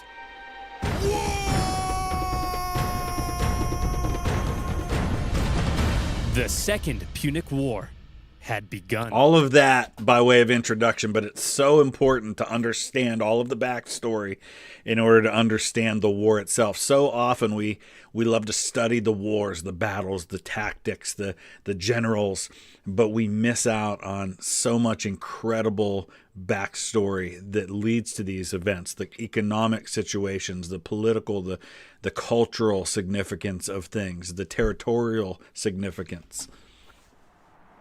Pack it up, boys. We've got them. We already destroyed these clowns once, and we were the underdogs. Now, we're the overdogs? Hot dogs. Exactly. This is gonna be easy. Here's the plan. Consul Longus, you take your army and sail straight for Carthage. Burn that city to the ground. And Consul Scipio, you just head on over to Iberia and make sure this Hannibal guy doesn't do anything crazy. Scipio and Hannibal. I mean, this is one of the all-time great showdowns of two of the greatest military minds in history going head-to-head. And it wasn't even thought of as being the main event. And how many times has this happened in history? Look at, again, Napoleon in Italy was the sideshow to what was supposed to be the main event up north with the Army of the Rhine. And Napoleon turns the sideshow into the main event. I mean, what's he gonna do? Cross the Alps? We're going to what?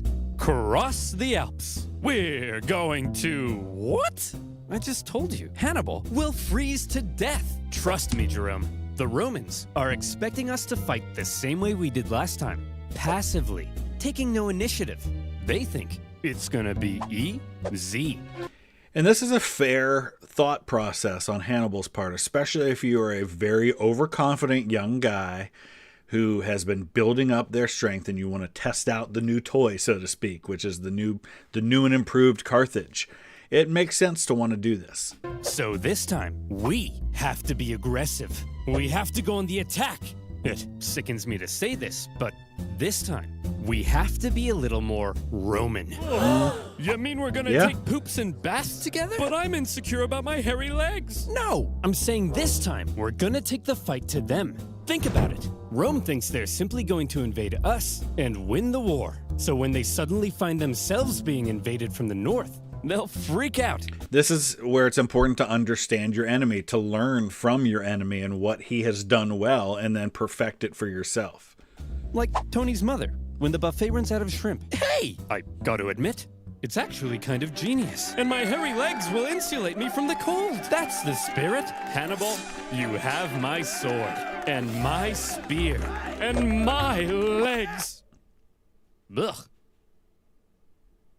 Hannibal's Little Lord of the plan, Rings a reference. daring alpine trek to surprise the Romans, was a bold but risky strategy. If it paid off, he could catch the Romans with their pants down, but he could also end up losing a ton of men and supplies in the hostile mountain conditions. Nevertheless, in 218 BC, with a fire in his eyes and some vengeance in his belly, Hannibal brought his force of almost 100,000 men across the Ebro River. They spent months on the road, trekking through the cold, hostile mountain conditions. And when they finally reached the other side, they said, "Hooray! We did it! We crossed the Alps." How many you got left? Those were the Pyrenees. Oh, Those are the Alps.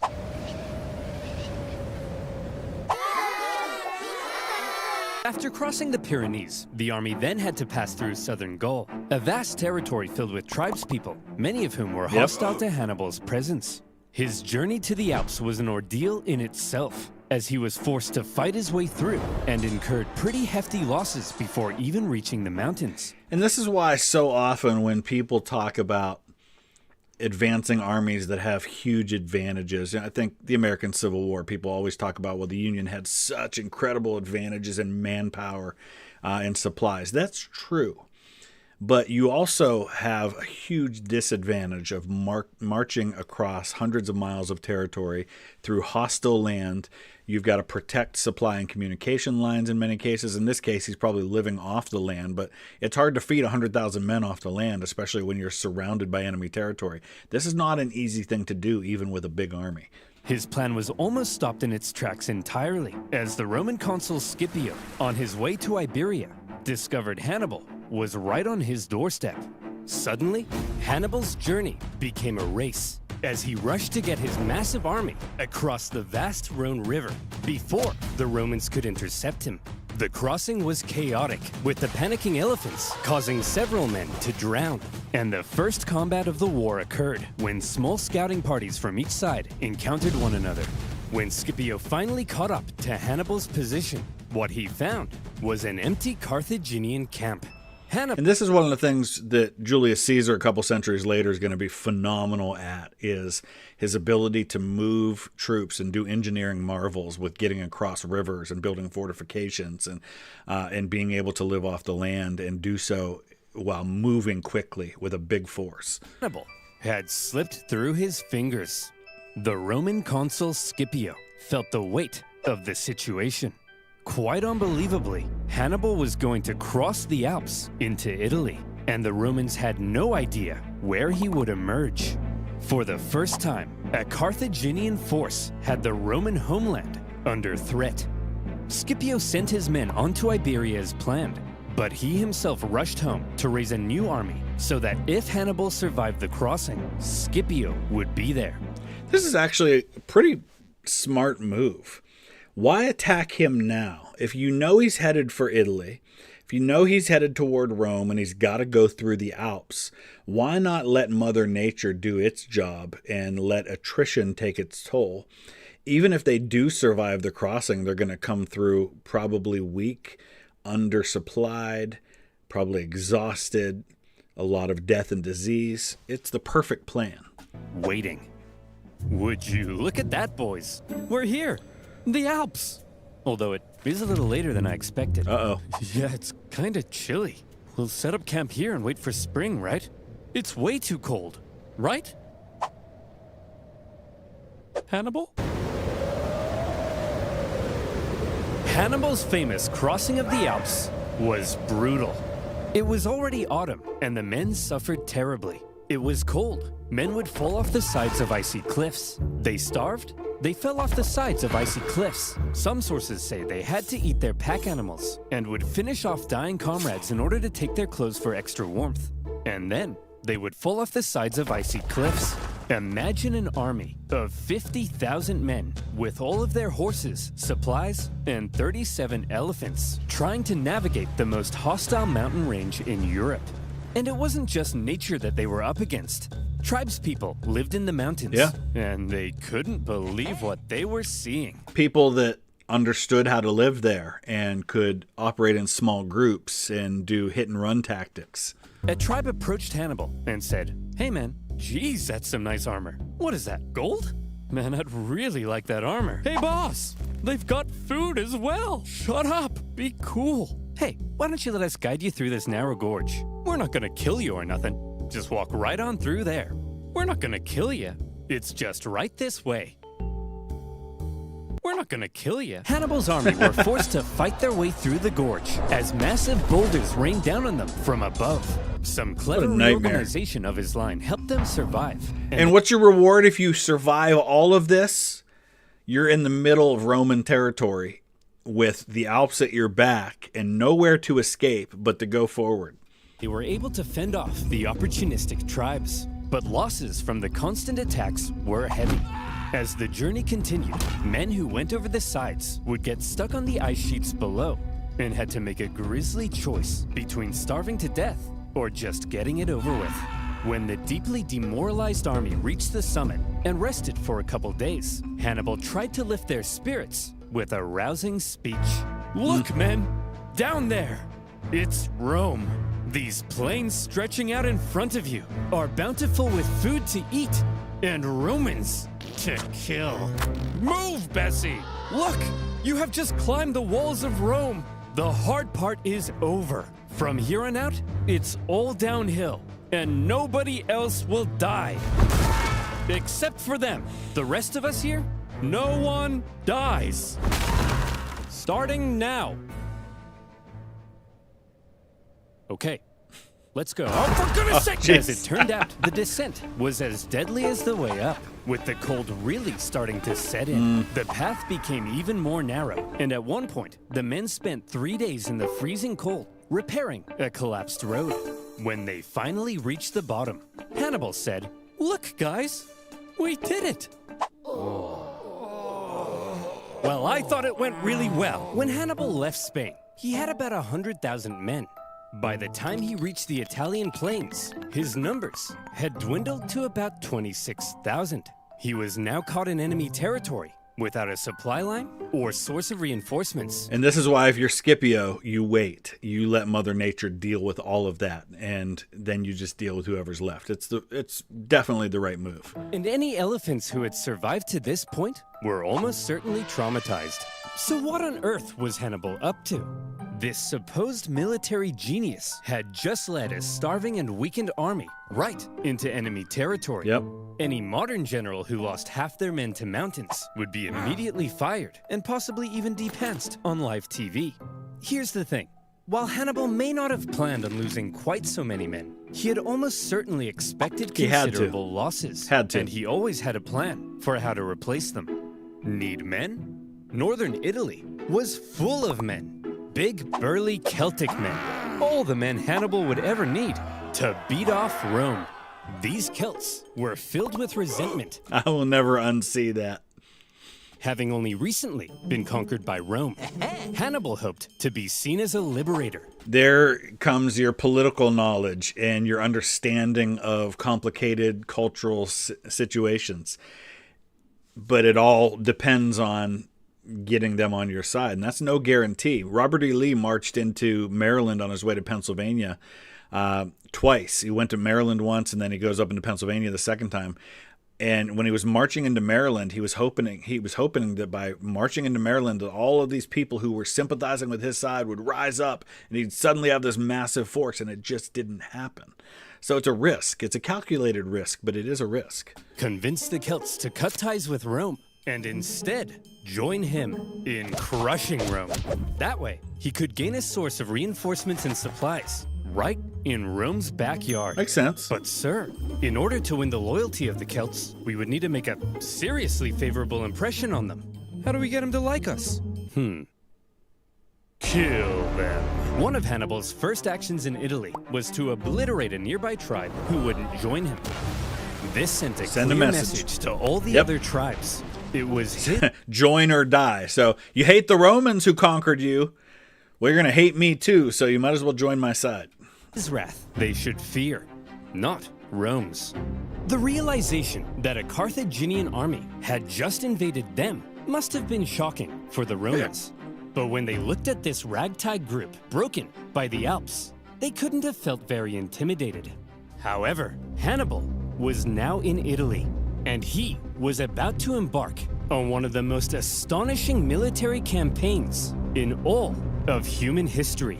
The Romans may not have known it yet, but there was now a monster loose in their territory, and he was vying for Roman blood. This video was made possible by Incogni. Use code Oversimplified in the link below for an exclusive 60% off an annual Incogni plan.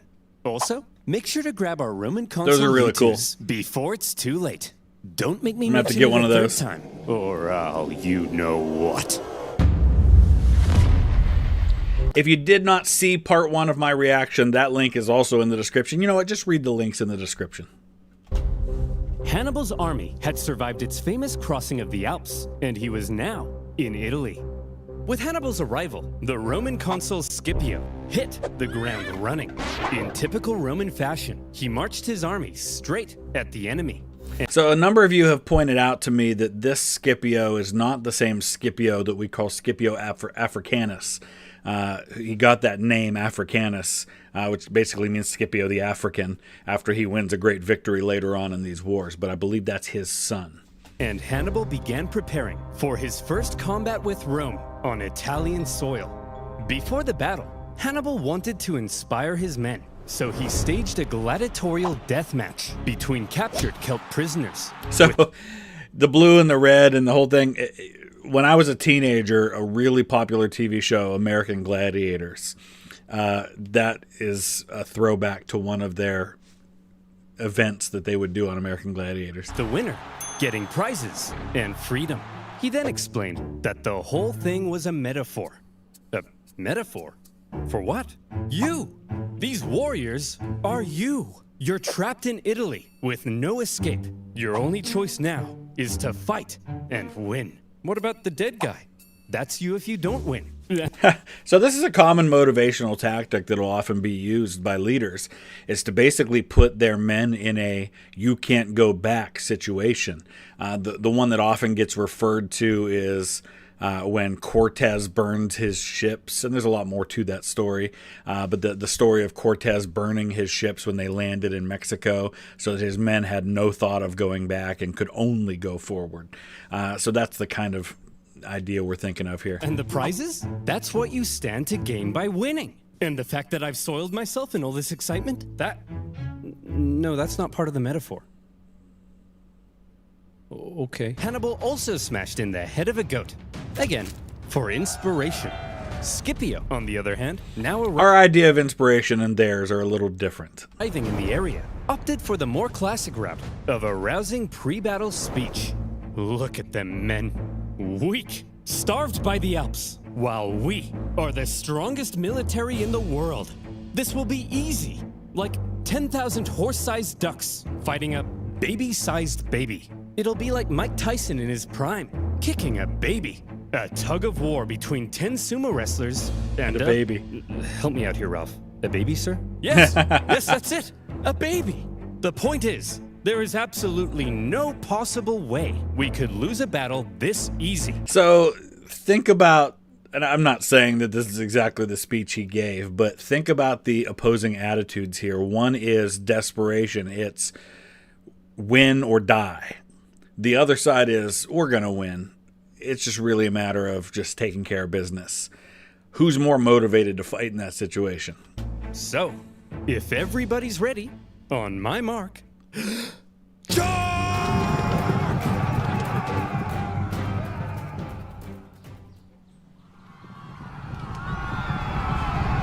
That was awesome. the Battle of Ticinus was over almost as soon as it had begun, as the Romans found themselves completely outmatched by Hannibal's famed, lightning-fast Numidian cavalry. And keep an eye on that, because this is going to be a tactic that gets used a few times during these wars. I think that's pretty much the tactic that's going to be used in the famous Battle of Cannae, or Cannae, depending on how you pronounce it, which is just an absolute bloodbath victory for the Carthaginians.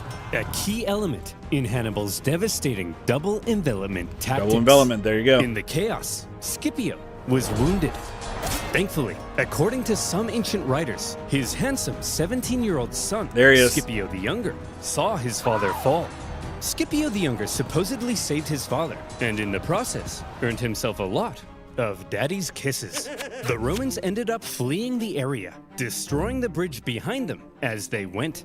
For a nation so overtly confident in victory, believing Hannibal to be an easy kill, the Romans found themselves running away with their tail between their legs.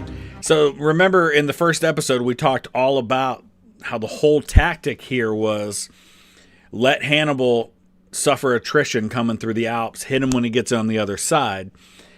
Well, now that's failed. So what's plan B? Because you just got your butt kicked by an army that's only going to grow stronger now after this victory. It was humiliating. And you know who thought so as well? The Celts. They began There flocking you go. to Hannibal's side. Sometimes you have to win a victory in order to convince people to join your side. In the American Revolution, it's the victory at Saratoga for the Americans that's going to convince the French, hey, you know what, we can do this. And it's kind of part of the thought process then that Robert E. Lee has in trying to invade the North, first in the Antietam campaign and then Gettysburg, is let's prove to Europe that we can do this and that they should jump in on our side. So now Hannibal has given these people a reason to get off the fence. So that's why this battle matters so much. The whole thing's different if Rome wins, as they expected to, after Hannibal comes down out of the Alps. As he had hoped, even Celtic troops fighting for Rome in the Roman camp began to reconsider. Man, I'm thinking we should try to join Hannibal. I hear you. Maybe we should bring him a gift. What do you think he'd like? A head? Oh, I know. Hey, Hannibal, we want to join your side and we brought you a present. A gift? For me? I hope it's Roman heads. Oh, please be Roman heads. How did you know? Running away from Hannibal was humiliating enough, but having dozens of Romans beheaded in the night, now that's embarrassing. Ticinus had been a relatively small battle, but the psychological impact it had early on was huge, and it was only just a taste of what Hannibal was capable of. This is why you can never take events in history out of their context, out of the before and after, because it all matters. This on its own is a small battle, and you might think, well, what's the big deal? A couple thousand on each side, it's a minor victory in the grand scheme of things. No, it's about what happened before and what happened after, and how it ties everything together and how it changes the trajectory of the events that come to follow. Despite the shocking initial loss, however, Rome still didn't seem to fully understand the danger posed by the monster now loose in their territory. The Senate was full of excuses. It's those traitorous Celts. That's why we lost. Yeah, and it was a cavalry battle. Find somebody to blame. Wait until Hannibal faces our almighty legions. And our consul was bold. Once he faces our other fully follicled consul, then he'll really pee his pants. That other consul, Longus, had been in the south all this time, preparing to invade Africa. He had seen some success, even capturing Malta. But then he heard the news. Hannibal's in Italy? And I'm being ordered home? But I was gonna be the big boy. I was gonna invade Carthage and win the war. Well, you can be a big boy at home. No! Does somebody need a nap, sir? No! No! Listen, naps are wasted on the young. You get to be in your mid-40s, naps are glorious things, and never knock a good nap. Oh, so good. No! And so Longus brought his army on the long journey north. When he arrived in the area to decisively neutralize Hannibal, the two consuls joined their forces together, creating a double consular army. But the two consuls weren't exactly on the same page. There you go. Having a nice rest there, old man? I'm wounded, Longus. Pathetic. You don't understand. He's more dangerous than we thought. Maybe for you. Whoops. Listen. And here's the problem now. You have a situation where Scipio has faced him. Now he knows what he's up against. Longus hasn't learned that lesson yet. He's coming in with an attitude. Romans don't lose to people like this. He's going to make the same mistake that Scipio made. And the same thing happens throughout history when people join late. The Americans come in 1917 during the First World War. And the French and the British and their empires have been fighting on the Western Front for 3 years. And they're telling the Americans all these lessons that they have learned, and the Americans are like, well, now we can take care of business. But they learned really, really fast that even a bloodied German army was still super tough, and they had some lessons they had to learn on their own. We can't just march straight at him like we normally do. We need to train our men through the winter, and we'll try again in spring. Sorry, Smart. I don't take advice from a bowling ball. Hey! I'll kick your ass, Longus. Any day now. I'm coming. Just you wait. I gotta say, he has stepped up the humor a couple notches in this series. It's really good. Oh, Scipio, you feeble old man. Scipio was apparently quite cautious after his recent encounter with Understandable. Hannibal, while Longus, typically Roman, couldn't wait to give Hannibal a swirly. Oh, here it is. Here it is. Let's go back. Hannibal, while Longus, typically Roman, couldn't wait. Mr. Terry wears nice hats. There it is, right there. Your mom asks for new videos, so I'm taking her to prom. Fart jokes forever. Average height for the time. Throwback to Napoleon. Someone's butt was here. Banksy. That's awesome. I love the Mr. Terry wears nice hats, though. That's awesome. To give Hannibal a swirly. So who would get their way? Well, when two consuls joined their forces, it turned out the Romans had an interesting system in place. They would each take turns being the one in charge. Consul 1 would lead one day, then Consul 2 the next. Back and forth. It's like a back and custody forth. agreement. As you can imagine, when the two consuls didn't agree, things didn't go so well. In this case, due to Scipio's injury, Longus probably assumed even more command than normal. Hannibal had Celtic spies in the Roman camp. He fully understood the Roman system and Longus's hot-headed nature, and he knew he could exploit it. For goodness sake! What's wrong, sir? I'm trying to order some pizza, but I keep getting fed all these personalized ads about being a hothead. I'm not a hothead, am I? No, sir. Look at this. Butt insurance? Who would buy butt insurance? Yeah, that sounds really stupid. Sir, it seems like a lot of data brokers have collected data on you. They could sell that Here data comes to the Hannibal. ad. What? But don't worry, because you can get rid of that data with today's wonderful sponsor, Incog. I gotta say that there are a few content creators who do the transitions and the integration of their sponsor as well as he does. Hooray! I've been getting at you for some time to protect your personal data online. But you're a nimwit, aren't you? You didn't do it, did you? Typical. And now would you look at that? Tons of data brokers have collected a heck of a lot of your personal data and might sell it to third parties like advertisers or insurance companies without you even knowing. Ever wonder where Sally from the Butt Insurance Company got your name, number, address, social security number, and favorite color from? And funny thing is, now as someone on YouTube, I actually get emails occasionally from companies offering to sell me information. Like they'll say, "Hey, we've got 6,500 names and contact information from this particular group," and it's really kind of scummy. Probably a dirty data broker. We could painstakingly contact the hundreds of brokers that have our data and politely ask them to delete it. That process would only take the average human about 3,000 years. And that's why you need Incogni. I was shocked to find how many data brokers Incogni had tracked, potentially selling my data.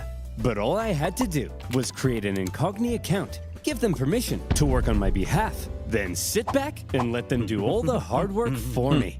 And since these data brokers don't stop there, Incogni will continuously work to keep my data safe with an annual plan. So if you want to protect your personal data too, go to incogni.com/oversimplified to get an exclusive 60% off an annual Incogni plan. That's incogni.com/oversimplified. And as always, you'll be supporting my channel. So thank you. Now, where were we? Oh yeah. Roman heads, a double consular army, and a hothead. Hannibal needed to keep smashing the Romans in battle in order to maintain the loyalty of the Celts, and so he was eager to fight another battle. The combined Roman force possibly outnumbered him, so he carefully crafted a clever trap, and he made sure to spring it while Longus was still in charge. And this is where, again, understanding your opponent is so vitally important. If he has enough intelligence to know what kind of a guy he's facing, then that's going to dictate what his tactics might be. Maybe you draw this guy into a situation because of his overconfidence. The plan began with his army getting an early night's sleep. All right, boys, time for lights out. Sorry, but we got a big day ahead of us. Tomorrow, we're gonna massacre the Romans. Good night, boys. Dream of revenge. Dream of revenge. Gorzog. Here's the thing, though. If you've ever been a camp counselor, you know that's not how that goes. They don't just go to sleep when you tell them to. They spend half the night, especially if it's boys, making fart jokes and noises and making each other laugh, and you have to keep threatening them to get them to go to sleep. Send out the cavalry. That night, Hannibal's Numidian cavalry made their way over to the Roman camp, arriving just before dawn. Hey, Romans! Wakey, wakey! What's going on? Hey, Longus, your butt smells like a butt. It does not! Scipio, awaken the troops. Longus, these playground insults are clearly meant to lure you out. Well, it's working. Wisdom. Send out the troops. Longus, it's clearly a trap. And I'm falling for it. Send out the troops. Hey, guys, wake up. You're heading out for battle. What? But we haven't had breakfast. We're skipping breakfast. I don't think you can do that. As the Romans hurried out of camp, the Numidians began luring them back to the Carthaginian camp, where these gentle angels were just awakening from their slumber. Eat up, boys. We're having pancakes. While the Carthaginians were enjoying their hearty breakfast, the starving Romans were still on their way. Hurry up! We have to catch those Numidians. Hey, why have you stopped marching? Longus, there's a freezing river in front of us. Well, get your gluteus maximus in the water! How dumb All is right, this? boys, time to lather up. This oil will insulate you from the cold. It also smells like lavender. There's the Carthaginian camp. Get ready to fight, men. Sir, I think the water from the river is beginning to ice over. I can't move. Oh, I'm sorry. You thought war would be fun? Sitting around a nice hot campfire playing Truth or Dare with your friends? Welcome to the real world! You're about to get wrecked, dude. Who do you like? Sharon? They're playing Truth or Dare. This is awesome. Look, guys, the Romans are here. Having perfectly orchestrated events so that his enemy was cold, tired, and hungry, while his men were well rested and covered in oil. When the two sides engaged one another, the Romans were in no condition to fight. And the cherry on top, the previous night, Hannibal had sent out an elite force of men led by his brother Smart. to go and hide behind a bush. they suddenly sprung bush out, camping. encircling the exhausted Romans, who were then cut to pieces. Once again, Hannibal's superior cavalry and double envelopment tactics had flummoxed the Romans. Blueprint for revenge. And this is going to keep on working until the Romans figure out what he's doing and figure out a way to counter it. But the key word at Trebia was control. Hannibal used his intel on the enemy and the There you go. environment of the battlefield to carefully control the conditions of battle, creating lots of little advantages for himself that paved the way to success. Understanding the fact that no plan survives contact with the enemy, and so you have to be able to adjust. Setting up a good plan ahead of time really matters. It matters a ton, especially when all other things are equal. The one who plans better and sets himself up for success is going to have a better chance. But then you also need to be good at adjusting on the fly once you see what your enemy is going to do. And He does both concealing well. troops for an ambush? All of these things are what make Hannibal the genius he's remembered as today. As for Longus, he managed to escape the battlefield with a small number of troops. Disgraced, he didn't want the Senate to find out what had happened, and he began obscuring communications back to Rome. Longus, where have you been? We've been looking for you. Nowhere in particular. Longus, 30,000 men are missing. Do you know where they are? They're taking a bath. 30,000 men? All in a bath? Yes. Longus, what's under that rug? Aurora Borealis? 30,000 men? Borealis? Oh, well, that's my consulship over. Good luck with Hannibal. Bye. Trebia had been a disaster for the Romans. Oh. And as even more Celts began flocking to Hannibal, Rome largely lost its control over Cisalpine Gaul. In Rome, So Cisalpine Gaul is on this side of the Alps, and Transalpine Gaul would be on the far side of the Alps. Just Latin there. Every one of these victories not only weakens the Romans, but also adds to the number of men that Hannibal is receiving as reinforcements. So it's getting more and more one-sided against him, against the Romans. Decency turned to alarm. Hannibal had outwitted them on their own soil and inflicted a costly defeat. But with that, Scipio and Longus's terms as consul were over. They were replaced with two new consuls, Servilius and Flaminius. The Romans may now have begun to realize the trouble they were in and the genius Hannibal had shown in invading Italy. The Romans had expected to be the ones controlling this war. Remember, they thought they were going to invade Carthage. Now their plans lay in ruins, and they were levying 11 new legions to deal with the That's a threat. lot. Hannibal had completely redefined the war. But So let's talk for a second, just for those who might not be familiar with how a Roman army is made up. You know, we hear these terms like legions and cohorts and centuries and things like that. What do they all mean? So keeping in mind that anytime we talk about these numbers, that these are basically rough estimates, because once you're on campaign, these numbers change. You have attrition, you have battle, you have all these sorts of things that are happening. But a typical Roman legion would look something like this.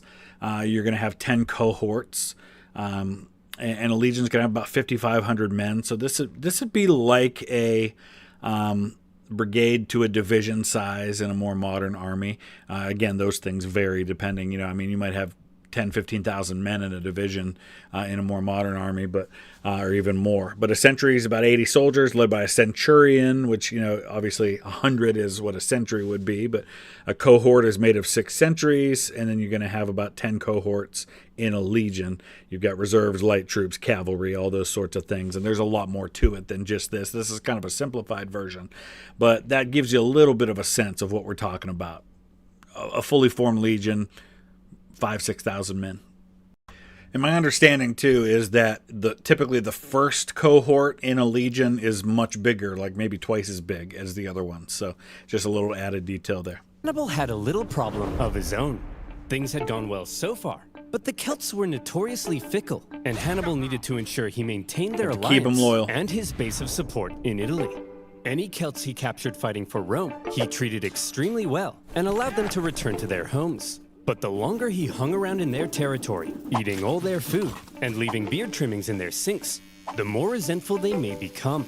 They wanted to go south and plunder some Roman booty. And Hannibal also hoped to sway Rome's other Italian allies in the south to his side. So from here, the path was clear. Hannibal had to move south. Just one problem.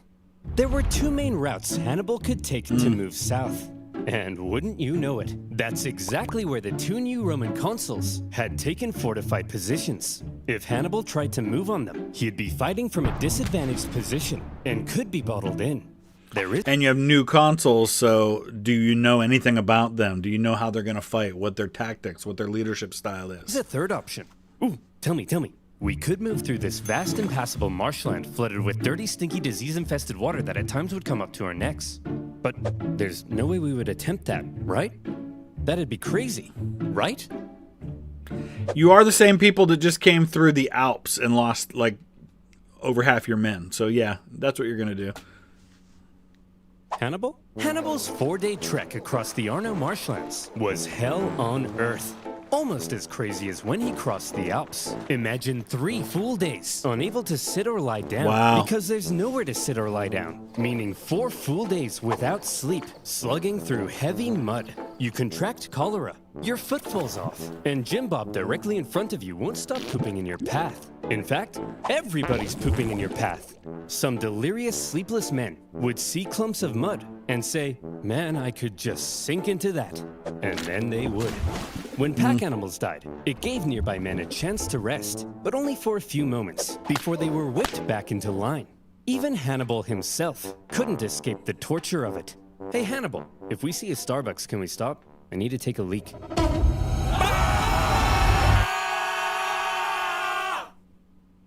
What? Geez, Hannibal. Looks like you picked up a nasty eye infection. Normally for this sort of thing, we just wash it out with some clean water. But as you can see, water everywhere. And an eye infection on the surface doesn't sound like a bad thing, but they call this area the Triangle of Death for a reason. Because if you get an infection, like you get an infection in a tooth, you get an infection on your face. I had an infection under my eye at one point that lasted for a while. And that's what the doctor told me. He's like, yeah, that's the Triangle of Death. You need to deal with that. Because that can spread to your brain. It can spread to your heart. It can become a deadly problem. It's full of Jim Bob's poop. No worries, Doc. I'll just take care of it myself. That'll be $3,000. When the now possibly one-eyed Hannibal and his army emerged from the swamp, they were shattered. But he had just managed to slip 50,000 men right past the Romans into rich Etrurian lands, where he could replenish his supplies, and his Celt allies could go crazy, securing Roman loot and booty. As fields and villages went up in flames, one Roman consul couldn't help but notice the hot-headed Flaminius, feeling it was his responsibility to protect these lands, rather than waiting for his co-consul to come join him, immediately left to go chase Hannibal. Now, this Flaminius was an interesting character. He was what the Romans called a new man. He came from the lower plebeian classes of Roman society, and as a result, he reportedly had kind of a screw-you attitude to the... Not only a screw-you attitude, but he's also going to want to prove himself, and he's going to have to show that he made it on his own merits and not because of his name. Establishment, and a big old arrogant chip on his shoulder. Picture Sid Vicious wearing a toga. That's Flaminius. And Hannibal, thanks to his spies, knew everything. Intelligence. Just as with Longus, Hannibal knew Flaminius was just the kind of man he could lure into a trap. Cannot possibly overemphasize in all human history the importance of having intelligence that the other side doesn't have. Knowing your opponent, knowing where he's at, what he's doing, what his plans are, what you think his attitude might be. Huge.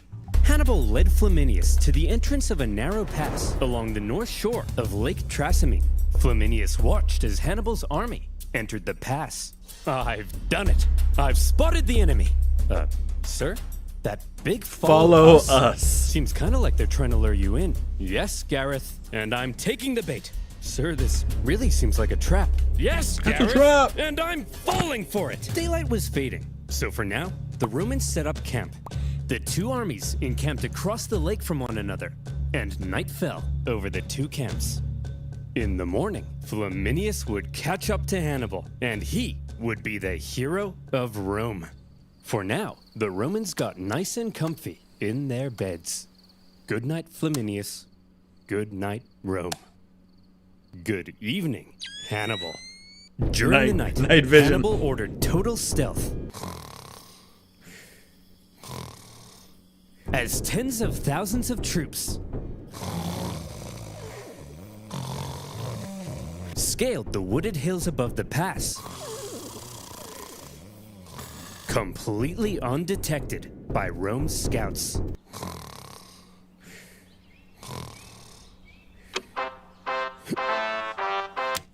Let's go, girls. Flaminius took off across the lake shore to try to catch Hannibal. As he did, even the weather seemed to be on Hannibal's side. A thick fog rose from the surface of the lake, obscuring visibility. Look at this! This is perfect! The mist will obscure our approach. Hannibal will never see me coming. Sir? Why does it sound like 50,000 Carthaginians are charging down the hill towards us? Well, not all Carthaginians, but yeah. You mean 50,000 Carthaginians are charging right into my trap? The Romans found themselves completely hemmed in on all sides. With zero visibility in the fog, the fighting was terrifying and chaotic. Troops were pushed into the lake in their heavy armor, where they were either cut down or drowned. And Flaminius, who likely stood out like a sore thumb in his consul attire, caught the attention of one Celt warrior, with his head possibly swirling with thoughts of how the Romans had decimated his homeland. According to the ancient writers, this Celt took his chance.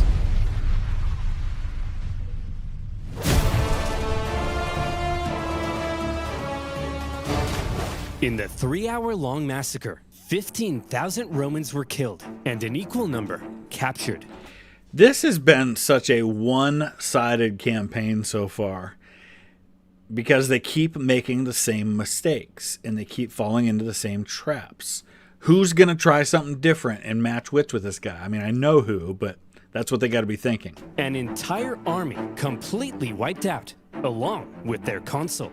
During the battle, the Roman vanguard had managed to break through at the front and climbed the hill above the fog.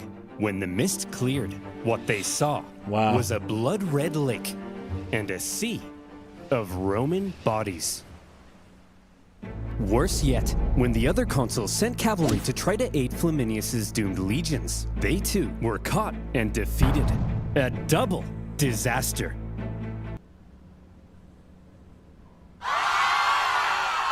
Panic. Rome He's getting went closer into to a Rome. frenzy. For the second time, Hannibal had completely decimated an entire Roman army. Romans were dying by the tens of thousands. Common citizens began flocking to the city for safety. Women waited by the city gates in tears, hoping to hear news of loved ones. This one man, having just led his battered army across the Alps the previous year, now stood less than 100 miles from Rome. And now psychological warfare starts to set in. He's won multiple victories. You're going to start, like, this is where he's going to start to take on mythological status. And people are going to start to see the boogeyman everywhere with Hannibal. They're going to start to wonder if anybody can defeat him. And, you know, if he's got the gods on his side or what's going on. There's panic. There's all sorts of stuff going on that's going to complicate this. To this point, he had been a problem. Now, Hannibal was a crisis. Yeah. And 100%. in a crisis, Rome took desperate measures. They actually had a system in place when dealing with an emergency of this magnitude. They would forgo their two-consul power-sharing system and instead temporarily give one man near total power and authority to be as decisive as he needed and hopefully salvage the situation. This all-powerful position in Rome's government had a name: dictator. It's actually where we get the word.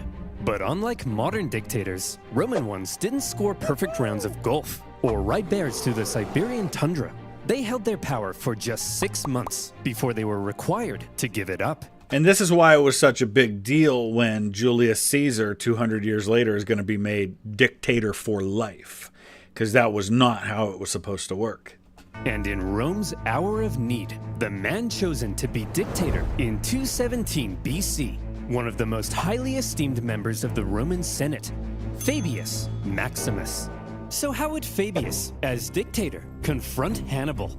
Well, Fabius understood that marching all of Rome's young men straight into a one-man meat grinder was bleeding Rome dry.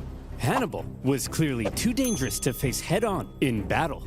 However, he was also stuck in their territory, with dwindling manpower and forced to live off the land. It wasn't a sustainable position to be in long term, and he could only remain there for Mr. so Beats long. Burger. So, if Rome avoided battle with Hannibal to prevent any more crippling losses, and instead simply maneuvered around him, blocking supplies and taking out smaller contingents where possible, Hannibal would gradually become weaker, while they would gradually become stronger. And Ever heard the term Fabian strategy? Now we know where it comes from. It's a military strategy where pitched battles and frontal assaults are avoided in favor of wearing down an opponent through a war of attrition and indirection. This is how the United States wins the American Revolution. And who's it named after? Quintus Fabius Maximus, the guy we're talking about right now. This is where that idea comes from, Fabian strategy. so Fabius presented his new idea to the Roman Senate. Okay, guys, I have an idea. See if you can follow me here, okay?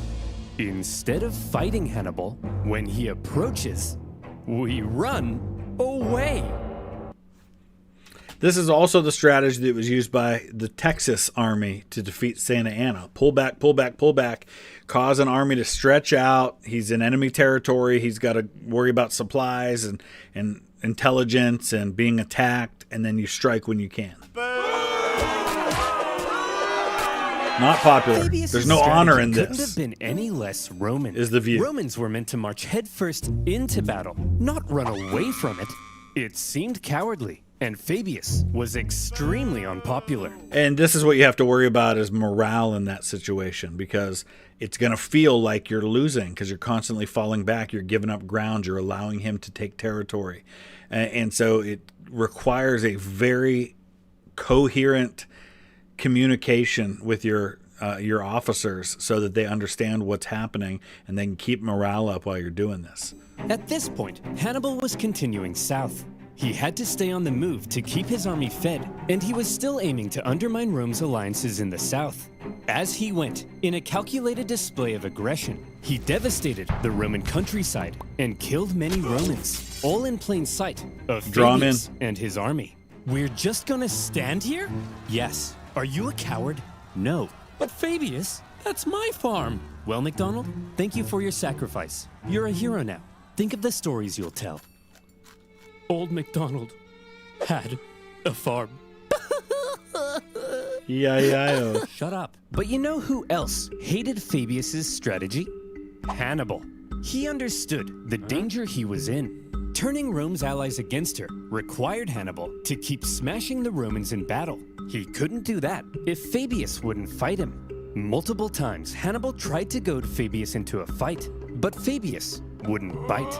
Failing that, he tried to turn Rome against Fabius. According to the writer Livy, he burned down all the farms he could, but any farm he learned was owned by Fabius himself. He left well alone. Hey, Fabius, why isn't he burning down your farm? You got some sort of a... Hannibal is not only a brilliant tactician, he's also a pretty darn good politician, too, and a PR guy. He knows what he's doing. secret deal with him? What? Of course not. Hey, Hannibal! What? Burn my farm too, please! What? Burn my farm too, please! No! Remember our secret deal? Well, you got to admit, he's a genius. Hannibal's problem, however, was that he had to stay on the move to keep supplying his army from the local lands. At one point, he entered Campania, one of the richest regions of Italy, great for resupplying, and great for showing up Fabius in front of Rome's South Italian allies. Capua. But he was caught in a valley, and Fabius quickly moved to block his escapes. Haha! We've got him! After he's used up all the valley's supplies, he'll starve. Sir? What are all those lights leaving the valley? Is he trying to escape? lights in plain view. Well, that's a trap if I've ever seen one. And we're falling for it. Suspect. Here's the problem. When the trap works well too many times, you can fall into the opposite problem and say, well, that's obviously a trap, so we're not going to bite. And this is where the psychological aspect of Hannibal's victories is starting to play tricks on the Roman minds. Suspecting a trap, Fabius refused to budge. But other Romans in the valley rushed to confront Hannibal, only to find the Carthaginian army was actually just a herd of oxen with That's torches fantastic. tied to their heads. They then found themselves caught in an ambush. With the Romans distracted, Hannibal's army was able to slip away into the night, unopposed. Classic Hannibal. For all his inaction, the dissatisfied Romans mockingly dubbed him Fabius the Delayer. But the thing is, Fabius's strategy was probably the best thing he could have done. He was right that constant encounters with Hannibal were bleeding Rome dry, and the time he took allowed Rome some breathing room to recover their forces when they desperately needed to, while putting Hannibal into an increasingly more difficult position. Modern historians view Fabius's strategy as generally a good idea. Yeah. To this day, the act of not engaging an enemy, but instead gradually wearing them down, is still referred to as the Fabian strategy. And this is actually an image from the night that bin Laden was killed. Historic But when image. Fabius's term finally came to an end, the Senate couldn't have been happier. It was time to start fighting again. However, they probably had a little chat about how they were going to go about it. See, Hannibal's tactics up until now had been very sneaky. Or, if you're a Roman, you might say dishonorable. I'm sick of it. Every time we try to take this guy down, we march straight at him. But then, oh no, Hannibal's hiding in a bush. And this is the thing. It seems kind of silly. Obviously, you're going to do anything you can to win, but this has been a common argument is when people do something that hasn't been done before, or when they do something that you don't think is how it should be done, people cry foul and say, well, that's not fair, that's not right, that's dishonorable. Using gas in warfare in World War I, using shotguns was seen that way, dropping bombs from airplanes. These are all things that the first time they were done, people were like, no, you can't do that. Hannibal's got 30,000 men up a tree. At this point, I'm not convinced my wife isn't just Hannibal wearing a disguise. Cooey. Look, this time we obviously have to switch something up. Now granted, we're Roman, so we're gonna march straight at him without thinking. That can't be helped. It's in our blood. But I have a proposition. This time, when we march straight at him, we do it with a massive army. I'm talking like 80,000 men. It won't matter what kind of shenanigans he pulls. This is going to be He can Kane. hide in all the bushes he wants. There's no way he can possibly beat off 80,000 men. Grow up. You know what I mean? And so it was. With I thought the same thing. Like I said, the humor's fantastic in this one. This is definitely one of the better written episodes he's ever had. 2 new consuls, Rome put together a massive army, the biggest Rome had ever fielded, to put Hannibal away once and for all. To gather the men required, 2/3 of them ended up being completely inexperienced. But how much experience does it take to be expendable war fodder? As this massive army set out in the summer of 216 BC, the Romans knew they needed to win this battle. Just one victory over Hannibal would likely be enough to end his entire campaign. And this time, their overwhelming manpower gave them confidence they could do it. Hannibal had taken position at the town of Cannae, where he had captured an important Roman supply depot. With Fabius gone, Hannibal knew a battle was likely coming, and he was eager to fight it on his terms. Be ready, because you cannot overstate what a massive historical moment this is. This is one of the most decisive and horrifying defeats that the Romans ever suffer in their history. This is an absolute destruction by a smaller force, unlike anything we've seen. But when his men looked out at the Roman camp, they couldn't believe what they were seeing. That army's huge. There's no way we can possibly beat off all these men. How are we gonna beat off all of these men? You know what I mean. I think he's right, Hannibal. Hannibal is then said to have replied, Gisco, my friend, don't worry. There may be a lot of them, but amongst their ranks, there's not a single man named Gisco. This joke was apparently so funny that his officers began to laugh and laugh. And when his men in the camp heard the laughter, they were like, hey, We got they're this. laughing. I guess that means we're gonna win the battle. Confidence. Hooray! As for the Romans, the consuls were another pairing between an inexperienced hothead and a wise scholar.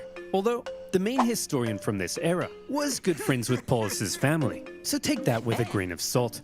On his We talk about this all the time. Anytime we are reading history, we have to consider who's writing it, what their biases are, what their purpose is in writing it. What are they hoping to accomplish? What are they trying to communicate through what they're writing? And keep that in mind and filter all the information through those lenses. day of command, the rash and hasty Varro, despite the apparent pleas from Paulus, sent the army out for battle. And when Hannibal saw this, he did the same. Yep. And here comes Envelop. the single Double largest envelopment. battle of the Second Punic War, and one of the most renowned battles in history. Yep. The infamous Battle of Cannae. In all the pre-battle maneuvering, Hannibal was able to ensure his army was fighting from the south. This meant the seasonal dust-carrying winds were to his back and blowing directly into the faces of the Romans. Like I said, control. Yep. After 2 years in Italy, Hannibal's infantry had dwindled to about 40,000. The Romans possibly outnumbered him 2-1. Their army was so big that their maniples stretched far deeper than they normally would. The Romans planned to charge Hannibal's thin, weak line like a battering ram and break it. They also chose a narrow battlefield in the hopes it would prevent Hannibal's far superior cavalry from being able to outmaneuver them. They wanted an honorable battle where pure strength rather than trickery would decide the outcome. But you're dealing with a force for Hannibal that are battle hardened, that have won victories before. You're dealing with a largely inexperienced new army on the Roman side, led by men who haven't led in big battles before. If Hannibal had his say, however, trickery might end up having a lot to do with it. He ordered his line to position themselves as an outward bulge, with his weakest troops at the very center. Just behind them, out of sight from the Romans, stood the elite Libyan infantry, waiting for their moment to strike. The battle commenced as the mass of Roman troops smashed into the Carthaginian center. The shape of Hannibal's line ensured the overwhelming weight of the Romans hit his weakest troops first, and they were pushed back. Hannibal's outward bulge reversed inward, with the Romans being funneled in towards the weak center.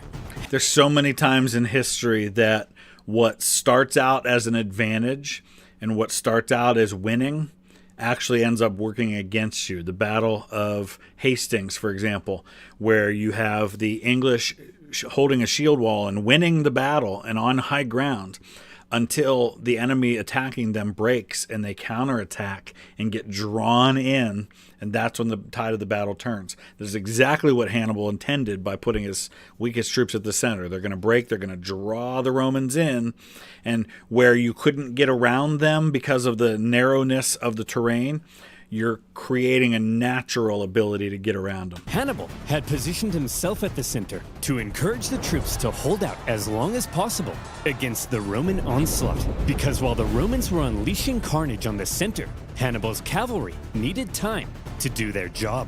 The heavy cavalry on the left, after a barbaric fight, sent the Roman horse packing, with the consul Paulus even sustaining a severe head injury. He managed to move into the center to keep the battle going.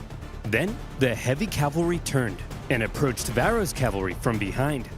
At the first sight of the coming Carthaginian envelopment, Varro ordered his horsemen to flee the battlefield. The Carthaginians had won the cavalry battle. But back in the center, according to some accounts, Hannibal's line did eventually end up caving to the massive weight of the Romans, and they began to flee. The Romans pushed deeper, and organization within the army likely broke down as they became a giant mass, trying to massacre the fleeing Carthaginians. If you've ever seen if you've watched Game of Thrones and toward the end, there's the Battle of the Bastards, and you see that Jon Snow's men eventually get completely surrounded, and they're so tightly packed that they're like struggling even to be able to breathe, and most of the army is just neutralized because they're in the center and they can't fight. They're just surrounded by their own men. Think of that, but on a much, much bigger scale. That's what's starting to happen here. They didn't realize that they were playing right into Hannibal's hands. At that moment, Hannibal's elite units, having done no fighting yet, and therefore fresh as a daisy, turned and smashed into the Roman sides. Many of these troops were wearing Roman helmets and armor they had picked up after previous battles, and the confused Romans may not have even realized they were the enemy. As Hannibal managed to regain the composure of his center and encourage them back into the fight, the Carthaginian cavalry swooped in from behind. And look at what lies before you. A military general's wet dream. The total encirclement of a much larger force by a much smaller force. The Romans were trapped. Hannibal had unbelievably managed to use their own superiority in numbers against them. Rather than simply encircling them, he had actually allowed them to use their own immense power and push themselves into an encircled position. Brilliant. This was the genius of Cannae. And with that, the annihilation began. For hours, the Carthaginians slaughtered the helpless Romans from all sides. The terrified Romans were so tightly packed that at times they couldn't even lift their arms to defend themselves. That's the thing. I mean, it is an absolute just horror show. Most of your men can't even fight. Only the guys on the front lines. I tell you who does a really good job of describing this is Dan Carlin. And if you're into podcasts, Dan Carlin's podcasts are absolutely phenomenal. They're my favorite by far. The way he can paint a picture for you, and when he describes this, he does such a great job of just describing what an absolute horror show this must have been for the Romans. The killing went on so long that the Carthaginians became exhausted from the non-stop massacre. And by the time the butchery came to an end, the grim toll spoke for itself. To Hannibal's several thousand lost, the Romans suffered 60 to 80,000 dead or captured. Yet another entire army wiped out by Hannibal. Many high-ranking Romans met their end at Cannae. Paulus, for one, but also 80 senators and more. 80 senators died in this battle. 80 senators. This is like decapitation of the Roman government. It's been estimated that 20% of Rome's male population, aged 18 to 50, died at Cannae. This was it. Think about that. 1/5 of your military age population dead in one battle. The population's much smaller then. That's why this is such a massacre. I mean, these are numbers of dead that are rarely seen in a single day any time in history, especially in ancient history. It cannot be overstated what a one-sided debacle this was on behalf of Hannibal against the Romans. Hannibal's vengeance. The stunned Carthaginians, as they searched for their own survivors among the dead, couldn't believe the sight of it. An estimated 30,000 gallons of blood now lay spilled on the battlefield. Rome's defeat at Cannae sent shockwaves throughout Italy.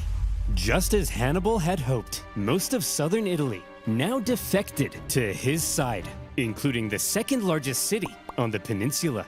Wow, Hannibal, this is incredible. What could possibly come next? Next? Jim Bob. I've killed 150,000 Romans. I've turned her allies against her. That's it.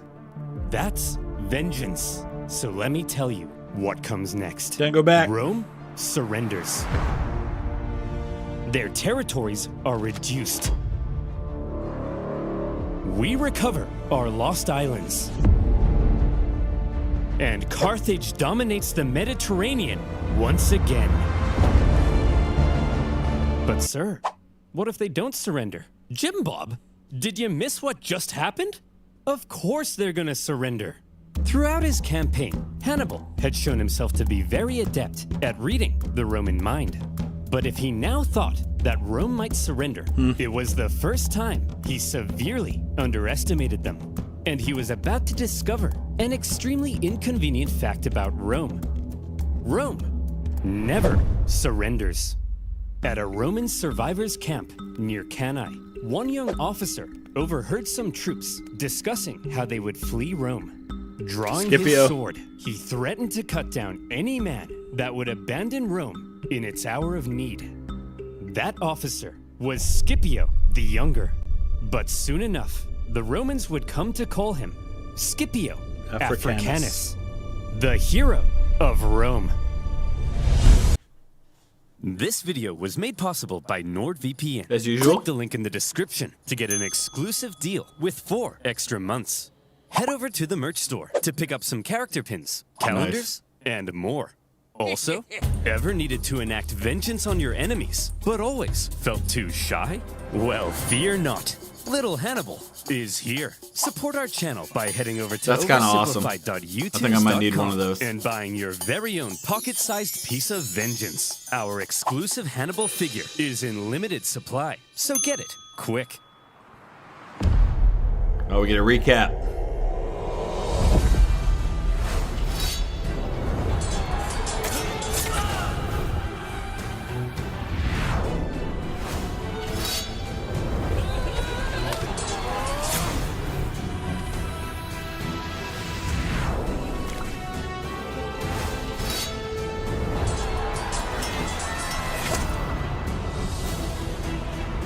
And I should point out, too, as they're throwing up these casualty figures and things like that, as is always the case, we have to consider the sources when it comes to this material and what we know about what happened. Remember that eventually Carthage is going to be destroyed in the Third Punic War. They're going to be pretty much wiped off the map. And so a lot of what survive as far as sources about this war are going to come from people who are going to tend to exaggerate things probably a little more in favor of the Roman Empire, the Roman Republic at this time. And so considering the sources and what their biases are and why they're writing and who they're writing about is all really important when we talk about this stuff. In fact, I should probably point out that the primary source we have for not only the Second but also the Third Punic War is a guy named Polybius, who was Greek but was being held hostage in Rome. And then another guy named Livy, who was very pro-Roman in his writing. And so all of this is coming down through kind of the victor writes the history, which is not always true, but when it comes to ancient sources, it very often is true.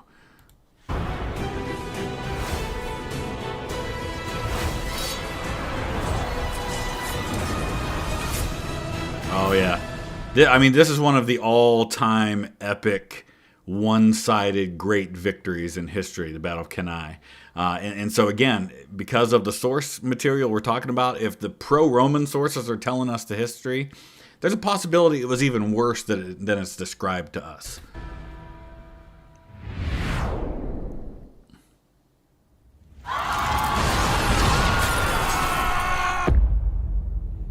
But Romans don't give up. That's the problem. How do you solve a problem like Hannibal? Get yourself a Scipio. In a crisis such as this, the Romans often turn to religion. What's going on? Are the gods mad at us? The gods must be mad at us. But why? Why? No, why? 2 of the Vestal Virgins broke their sacred oath and lost their virginity. That's why Hannibal's kicking our ass. What should we do with them? Appease the gods! Wall them up. Can't touch them. Bury them alive! Yep. Yeah, this is absolutely true. And if you go to Rome today and you walk through the Forum, I was just in Rome last week, you can actually see what remains of the Vestal Virgins temple. And they kept this flame that was like the original eternal flame. And the Vestal Virgins had very strict vows. And if they violated them, the ultimate punishment was to be walled up alive. Why? Because they couldn't touch them. You weren't allowed to touch them. And so they couldn't like grab them and behead them, or they couldn't like burn them at the stake. So they would lead them into a place, they'd give them a little bit of food, some water, and they'd wall them up. That was the punishment for Vestal Virgins. Who did they even boink? It was those guys! Huh? What should we do with them? Not Beat that. them to death! Needless to say, the Romans were freaking out. Okay, now that that's out of our system, let's go find a real solution. The real solution, first of all, involved raising a new army. Remember, at Cannae, Hannibal had wiped out the biggest army Rome had ever fielded. Possibly 20% of Rome's military-aged men. Rome needed to replace those losses, and fast. And most nations, most empires, most republics, most armies in history could not survive the kind of losses that Rome has been suffering in this war. Any other government would have probably sued for peace long before this, if possible.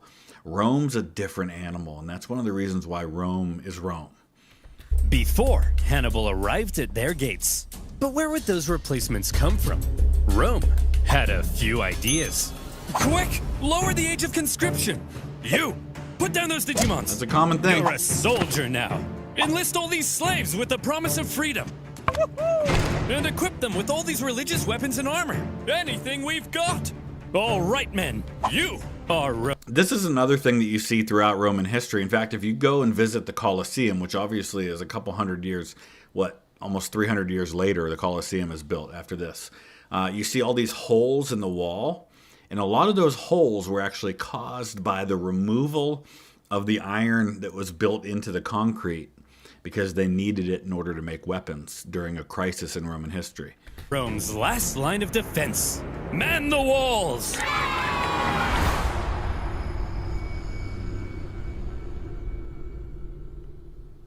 After the earth-shattering defeat at Cannae, the Romans expected Hannibal to arrive at their gates any day now. In Hannibal's camp, the mood was triumphant. We did it! We won! So when do we march on Rome? Today? I'm free in 10 minutes. Whoa, slow down. We're not going to Rome. We're staying right here. Are you an idiot, Hannibal? No, I'm smart. We don't need to march on Rome, because after what we did, the Romans are definitely going to surrender. And that is a very reasonable conclusion based on the victories that Hannibal has won. And it would have been true with anybody else, but not the Romans. Watch. Hey, Jim Bob. Yes, sir? Go to Rome and discuss peace terms. Yes, sir. Hey, I'm here to discuss peace terms. Piss off!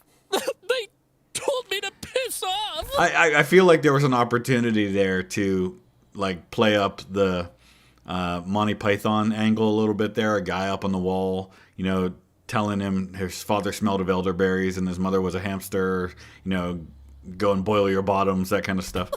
What? They didn't surrender? No! And they were mean! Can't have Hannibal that. was learning that Rome had an unprecedented attitude towards surrender.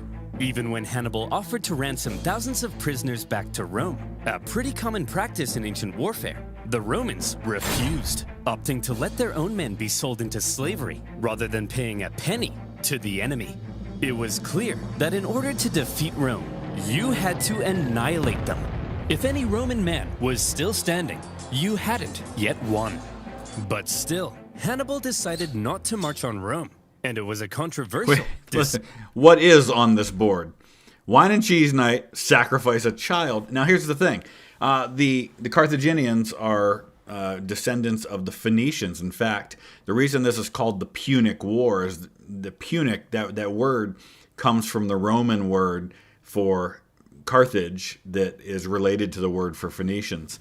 And they came from the Eastern Mediterranean, where it was common practice in the religion there to sacrifice children. But still, Hannibal decided not to march on Rome, and it was a controversial decision. Even one of his own commanders famously told him, "Hannibal, you know how to win a battle, but you do not know how to win a war."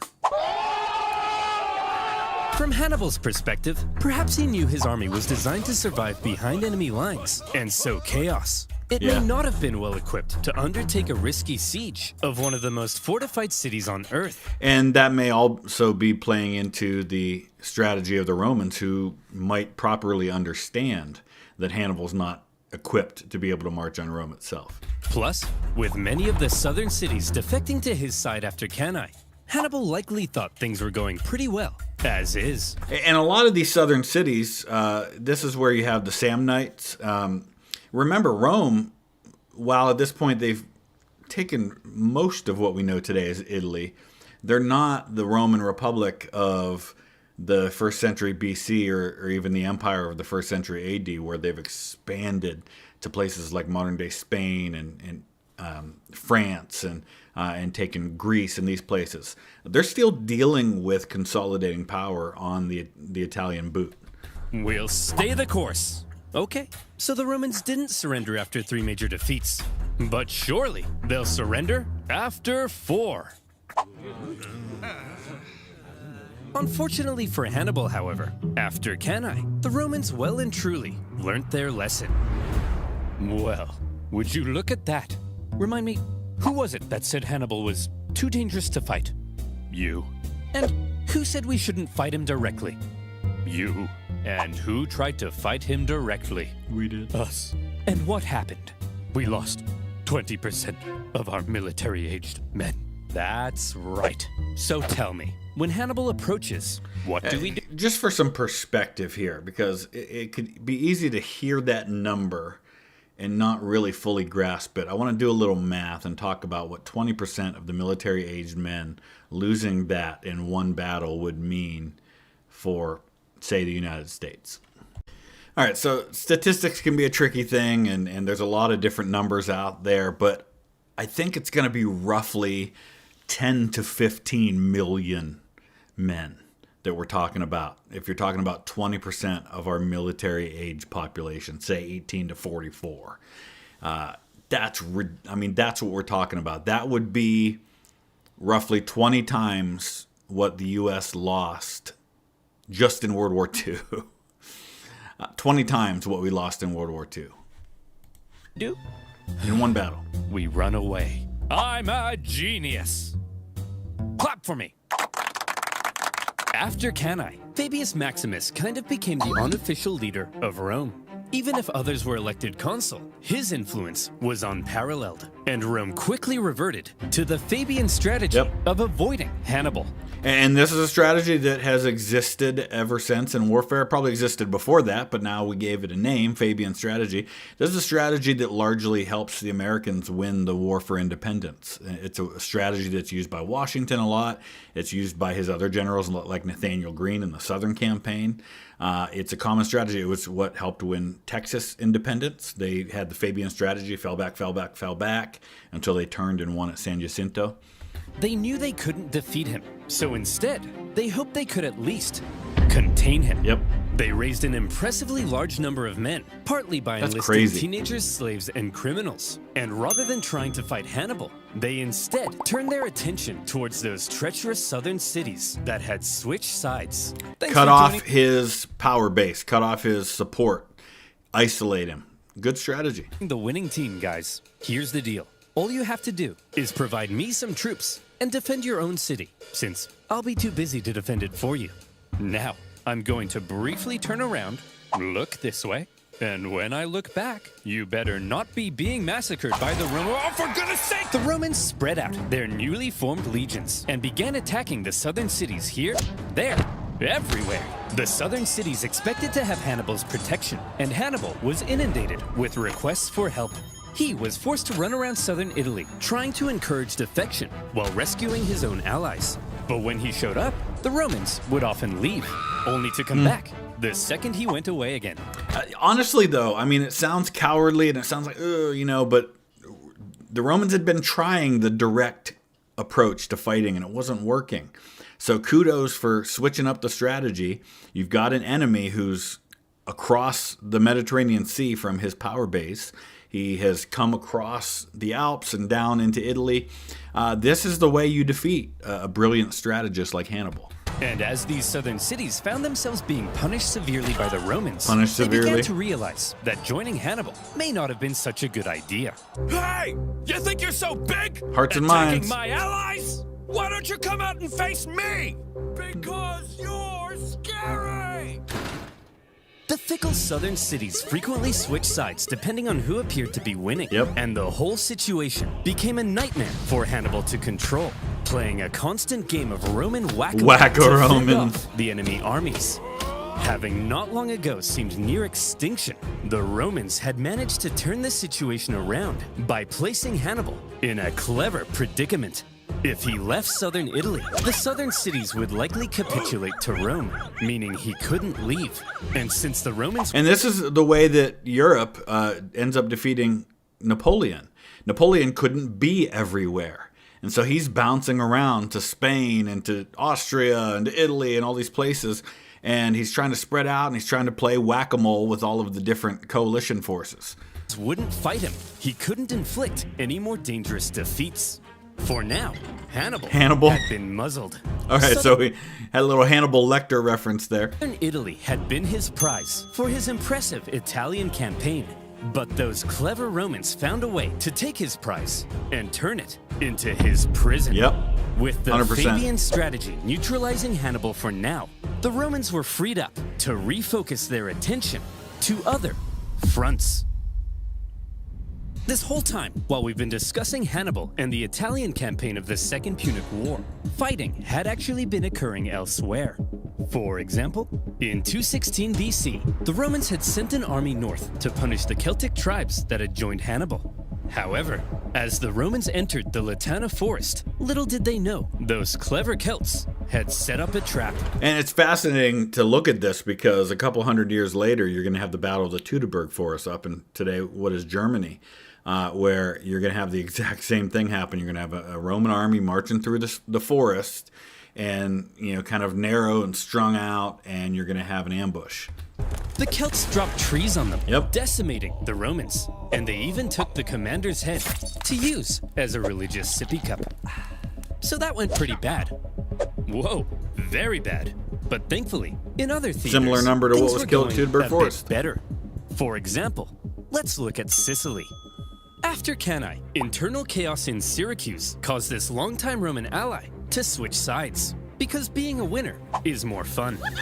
The Carthaginians also landed troops, hoping to retake their lost island, while Roman proconsul Claudius Marcellus moved in to besiege Syracuse.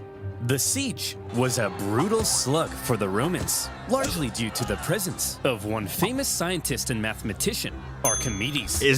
I think this is probably the battle, if you've seen Indiana Jones, the latest Indiana Jones movie, that they end up time traveling to at the end of that movie.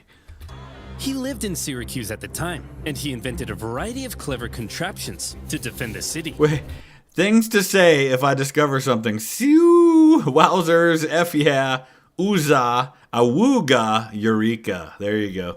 There was a giant claw that could grab and destroy Roman ships, and purportedly even a big mirror that could magically ignite They them. tested that on The Mythbusters. Carthaginian forces on the island attempted to come to Syracuse's rescue, but luckily for the Romans, they all got diarrhea and then died.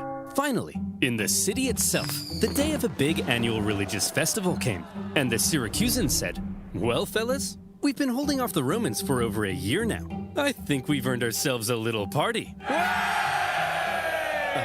Sir, we're still under a massive siege. Are you sure? They'll probably take advantage of it. Well, Carl, I'm taking advantage of the open bar. Sir, they've got battering rams. Well, Carl, I'm ramming these hors d'oeuvres into my mouth. I'm glad he Why went not with food tear for the down our ramming walls? part. Well, Carl, I'm tearing it up on the dance floor. Sir, they're literally at the gates. Well, Carl, I'm literally at the cheese platter. Marcellus took advantage of the drunken festivities, stormed the city, and plundering ensued. Oops. In the chaos, Marcellus ordered Archimedes be captured alive. Some sources say Roman troops entered Archimedes' home, and they were like, "Hey man, are you the math guy? Go away, I'm drawing circles. Look, I just need to know if you're the nerd. Come on bro, get out of here, you're messing up my circles." Now is not a good time to draw circles. It's always a good time for circles. I love circles. Either stop drawing the circles or I kill you. I choose the circles. Archimedes, he loved circles. Despite not securing Archimedes, by 210 BC, the Romans did secure Sicily and also put down a Carthage-supported rebellion on nearby Sardinia. 2 Roman successes. and there were more to come. Yeah, because they're not facing Hannibal, but at some point you're going to have to take him on. After Cannae, King Philip V of Macedon saw an opportunity. He was concerned with recent Roman expansion into Illyria. And so, when he saw Hannibal annihilating the Romans in Italy, he said, Oh my gosh! Hey! Hey, Hannibal! Oh my gosh! You're so cool! Let's form an alliance and annihilate the Romans together! Sure. Yes! Hannibal hoped to secure Philip's help in fighting Rome. Yeah. But a Roman army was sent to the region, stirred up Philip's other Greek opponents, and essentially kept Philip bogged down in Greece for the entire duration of the war. So this is all really important because if you think about what happens later, where Rome becomes this superpower in the next couple of generations, this is kind of a pivot point. This is a turning point. This is maybe the last opportunity for some of these other regional powers to keep that from happening. And so they can see what's happening. They can see the direction this is going. And there's an opportunity here to fight against it. And so these Punic Wars really are turning points in terms of allowing Rome to become the great Mediterranean power that it becomes. Another kind of Roman success.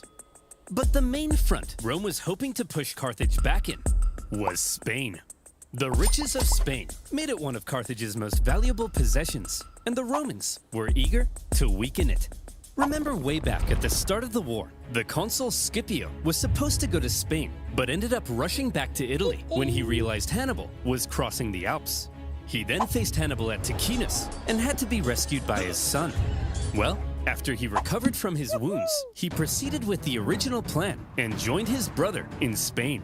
There, the two Scipio brothers fought a successful campaign against Hannibal's brother, Hasdrubal. So at any time, anybody who maybe isn't deeply familiar with with Roman history, you're going to often see the SPQR. You see it even today. You go to Rome today, and it's on everything. It's on their manhole covers. And it just means the Senate and the people of Rome in Italian, in Latin.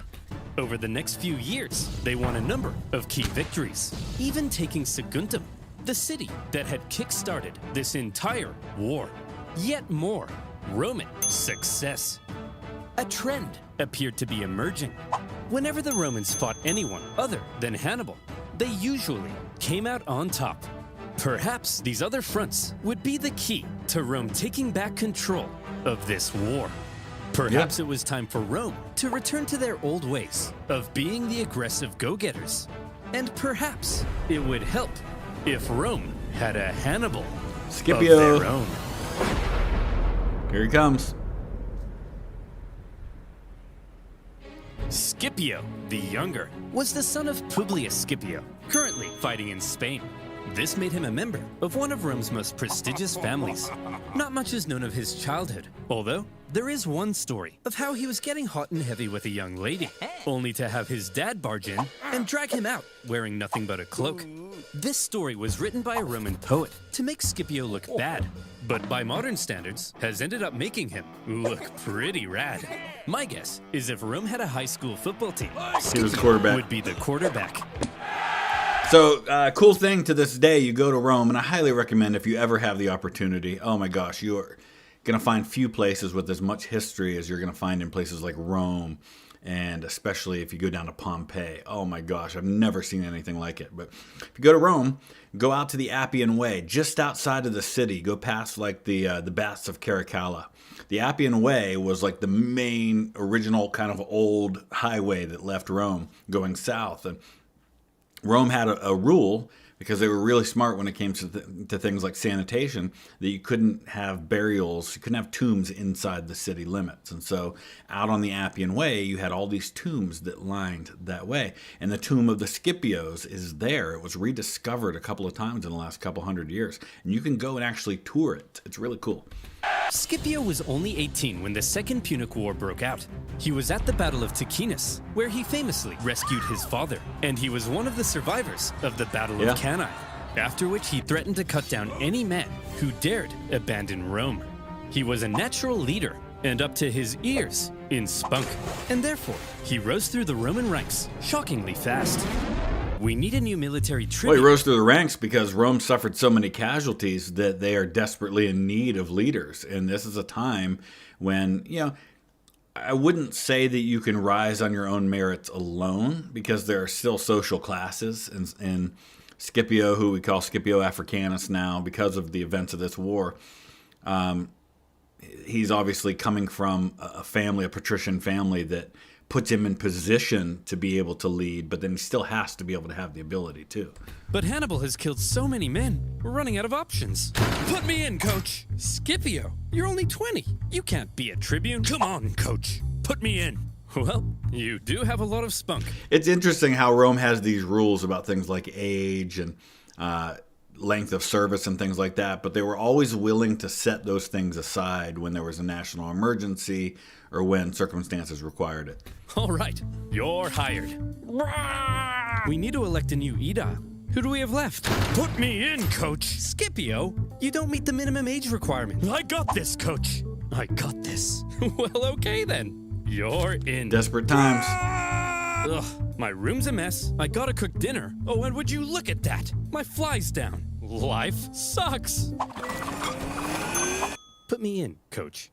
Wow, you're so spunky. When Scipio was 25, however, he received some bad news. His father and uncle in Spain had both been defeated in battle, and shockingly, both of them were killed. The news must have been devastating for the young Scipio, but it was also devastating for Rome, as almost all of their Spanish gains were wiped away. Okay, listen up. We need someone to go and replace the Scipios in Spain.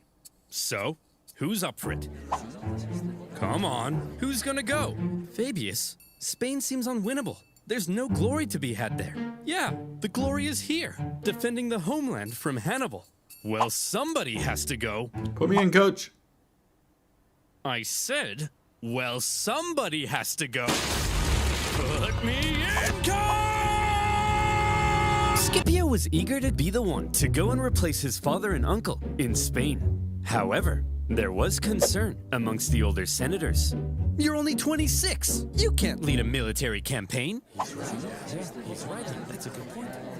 And you're 71. You can't stand up without a little urine dribbling down your leg. That's a good point. He's absolutely right. Scipio didn't meet the typical requirements for the position, but as the only person willing to go, this young piece of hot Roman meat was unanimously elected proconsul and sent to lead the Roman armies in Desperate Spain. times. He hoped to carry out a campaign as impressive as Hannibal's had been in Italy.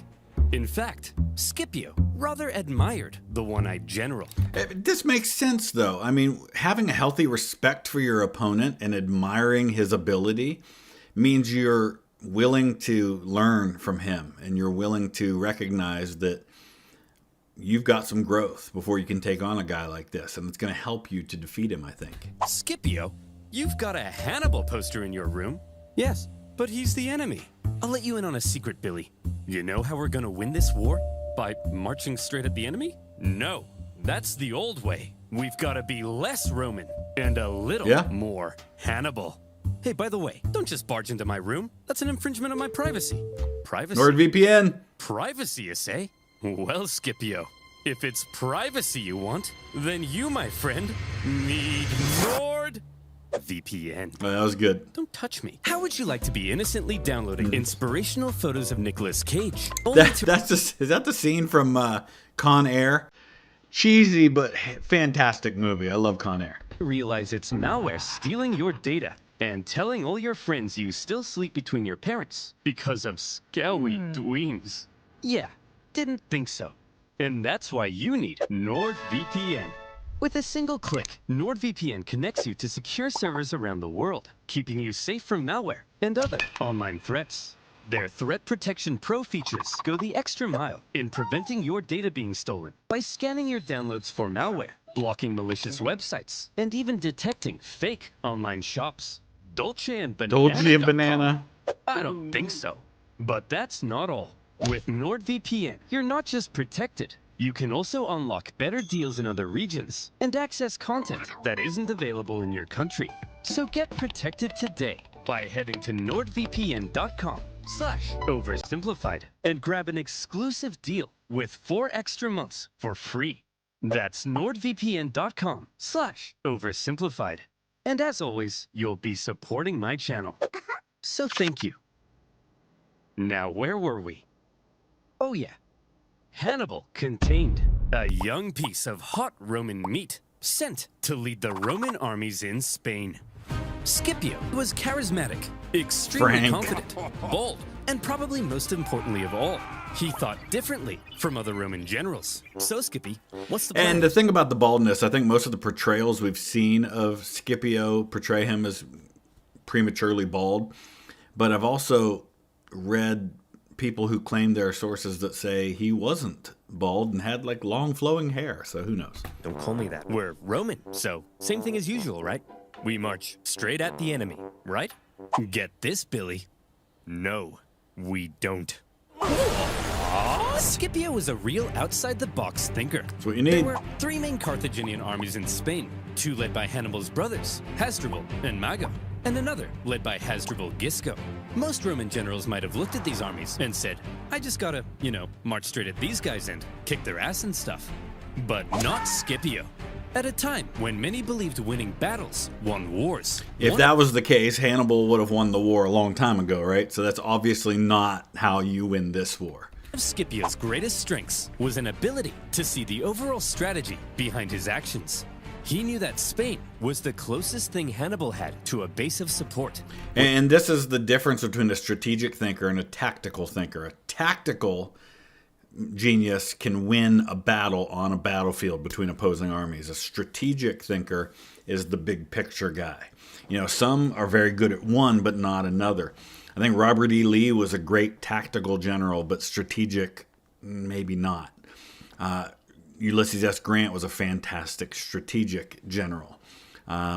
George Washington, great strategic general, terrible tactical battlefield commander. With its mass resources and manpower, it's where Hannibal likely hoped to get supplies and reinforcements from. Spain's base of support was the city of New Carthage, the most fortified city on the peninsula, perfectly positioned to communicate with and receive supplies from Africa. And so, if Scipio managed to take New Carthage, he could take Spain. And if he took Spain, then maybe Hannibal would fall.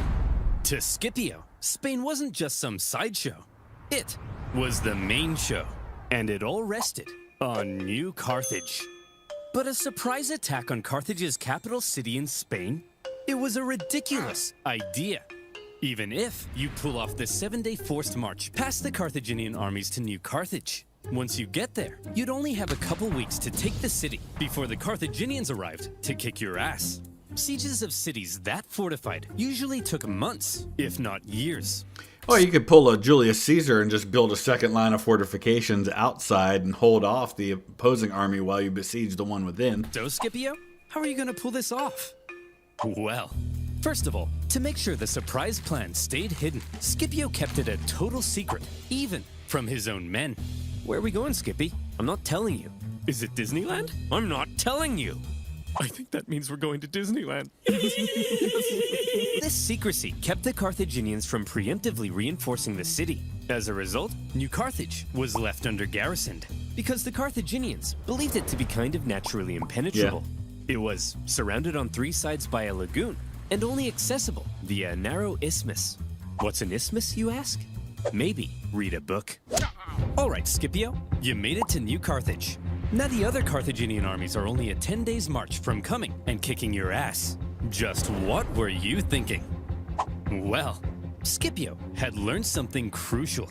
Every afternoon, the tides made the lagoon around New Carthage briefly shallow enough to cross. And this is what great strategic minds do, is that they think about intelligence and scouting and not just marching in and counting on just being able to win by brute force. Planning. These are so important.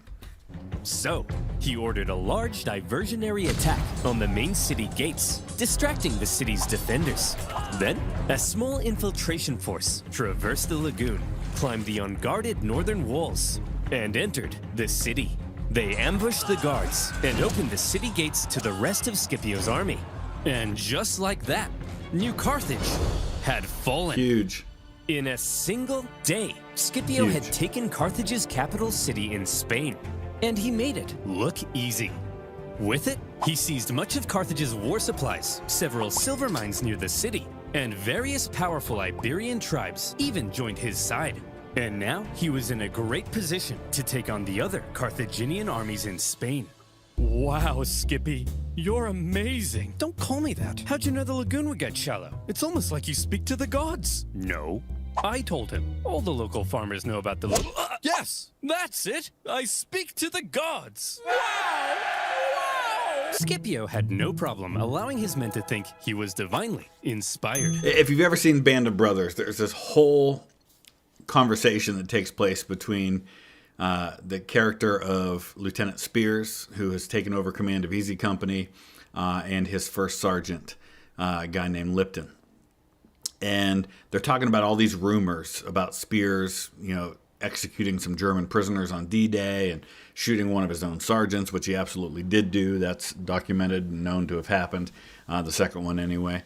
And he did shoot some prisoners, but the question of how and everything. Anyway, the whole point is that the conversation goes in such a way where they're talking about some random story from Roman, theoretical story from history in Rome, and it basically talks about the importance of the men believing the myths about their leader, and how that can go a long way toward inspiring them to fight and giving them something to fight for and giving them something to believe in that's bigger than themselves if they believe their leader is capable of that stuff. So it goes a long way.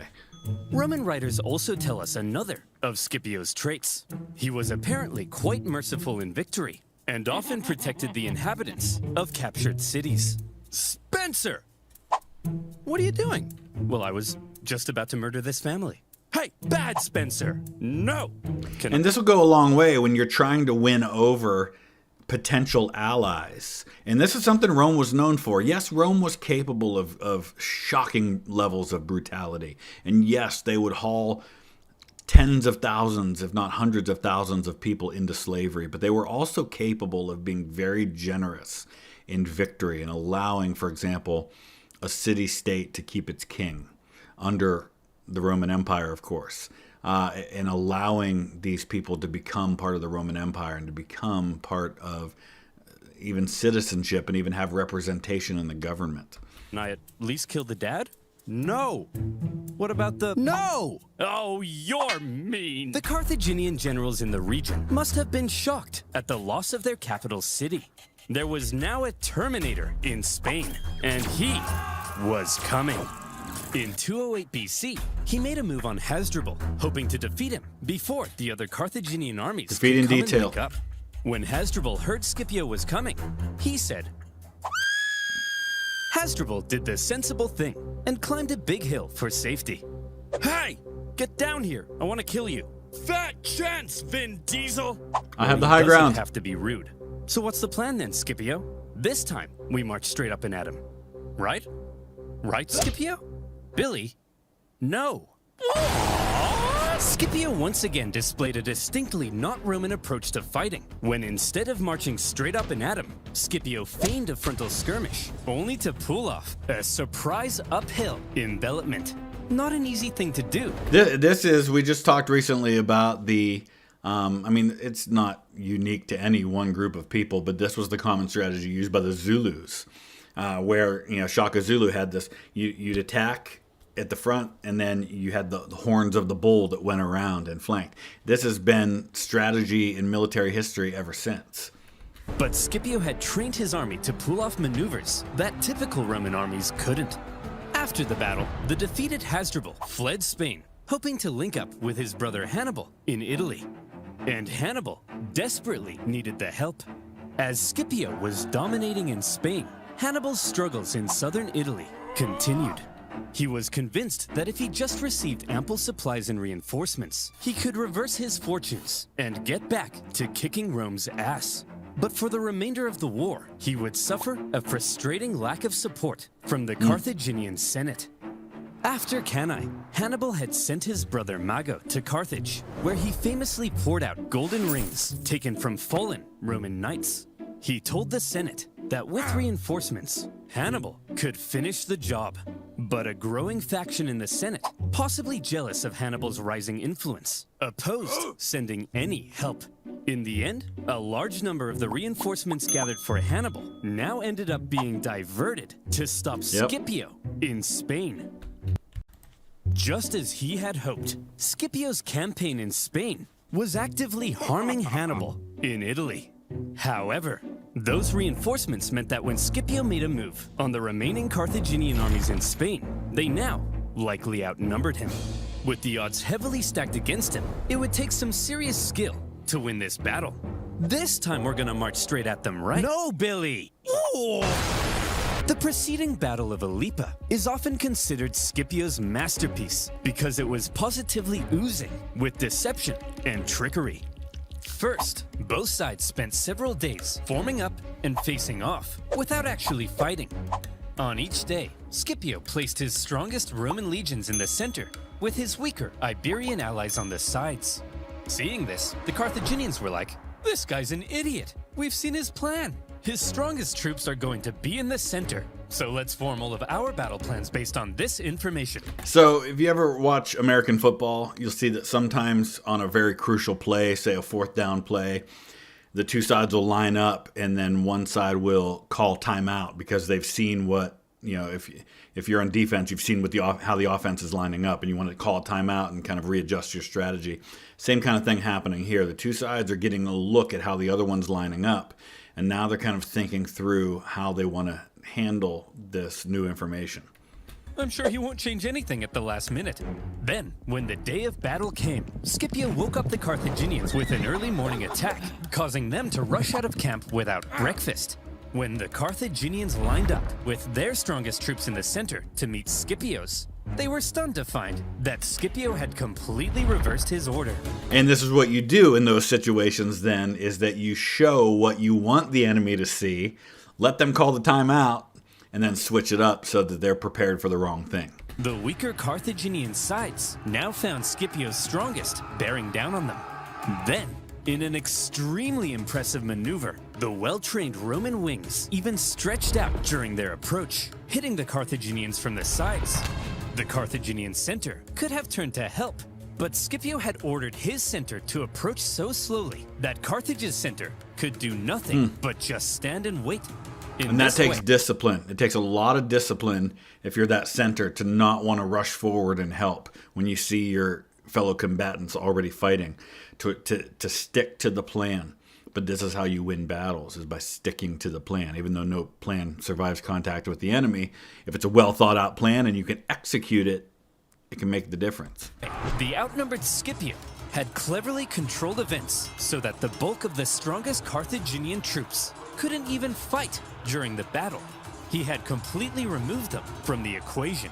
The incredible Scipio had inflicted a monumental defeat on a much larger enemy force. Wow. And the Battle of Alipa. And this is not the last time we're going to see these kinds of ridiculously one-sided casualty figures when it comes to the battles that Scipio's fighting in, even against Hannibal. Was the final nail in the coffin for Carthaginian Spain. Yet more tribespeople continued to side with the Romans, and the remaining Carthaginians retreated to the coast and eventually fled the peninsula. Turning point. And would you look at that? In just a few years, the incredible young Scipio had turned Spain completely red. The Carthaginians must have been stunned. His Spanish campaign had almost been as impressive as Hannibal's campaign in Italy. In fact, see if any of this sounds familiar. In Spain, Scipio had used the environment of the battlefield to his advantage. He staged ambushes by concealed troops. He treated local tribespeople well, earning their friendship. He even once forced his enemy to come out and fight him without breakfast. Each and every one of these tactics were possibly borrowed from a certain one-eyed general.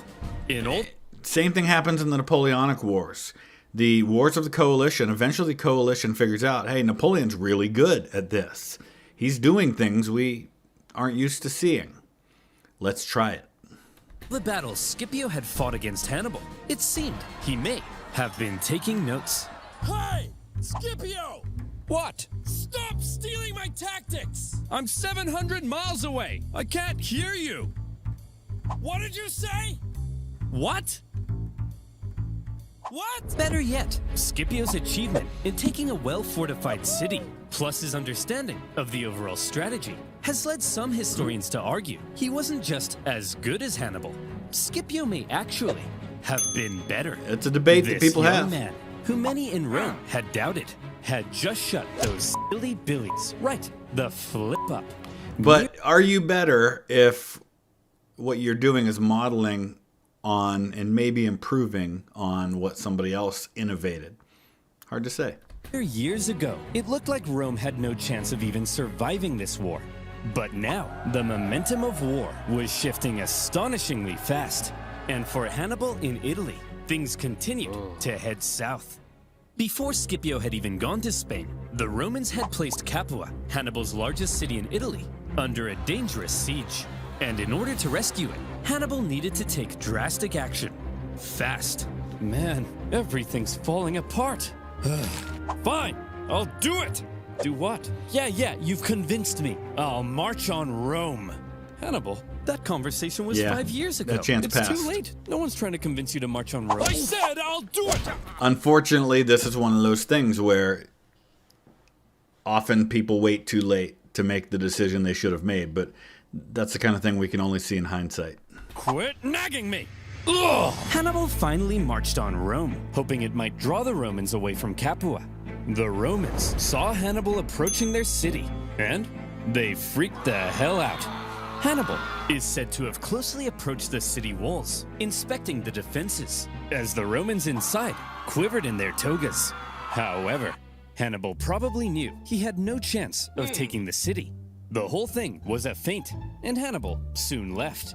The Tried to Romans draw him out. famously coined the phrase, Hannibal is at the gates, to describe a moment of crisis or severe desperation.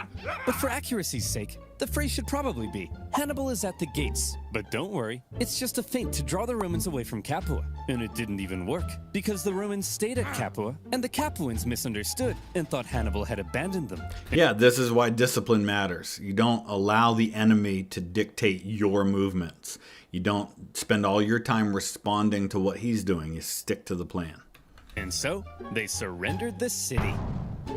But apparently that's not as catchy. Despite a few successes, including an ambush in 208 BC, where Hannibal managed to kill both consuls in one go, Hannibal was slowly but steadily losing his grip on southern Italy. Even Hasdrubal, who had fled Spain to join Hannibal, never reached his brother. He made his own dramatic crossing of the Alps, just as Hannibal had done. But unlike Hannibal, the second Hasdrubal arrived in Italy, he was immediately pulverized. The Romans learned. then took his head and threw it over the walls into his brother's camp. Hannibal That's was hardcore. becoming extremely isolated. After his impressive conquest of Spain, Scipio returned to Rome a hero.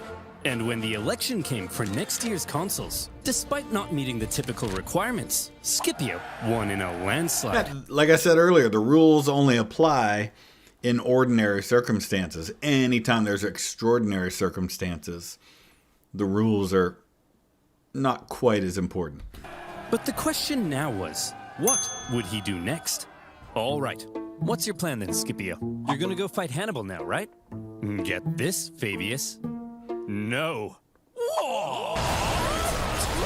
But he's a hero. Scipio's plan remained the same as before. Don't attack the monster directly. Attack his base of support. Trust. Which now happened to be Carthage. This is where the Roman people need to trust that Scipio has been right so far. He's been winning victories. As badly as you want him to do this, to go after Hannibal directly, trust the process. Self. That's right. Scipio would invade Africa. However, Scipio understood that any invasion of Africa would stand a much better chance if he could secure an alliance with one of the There you go. African tribes.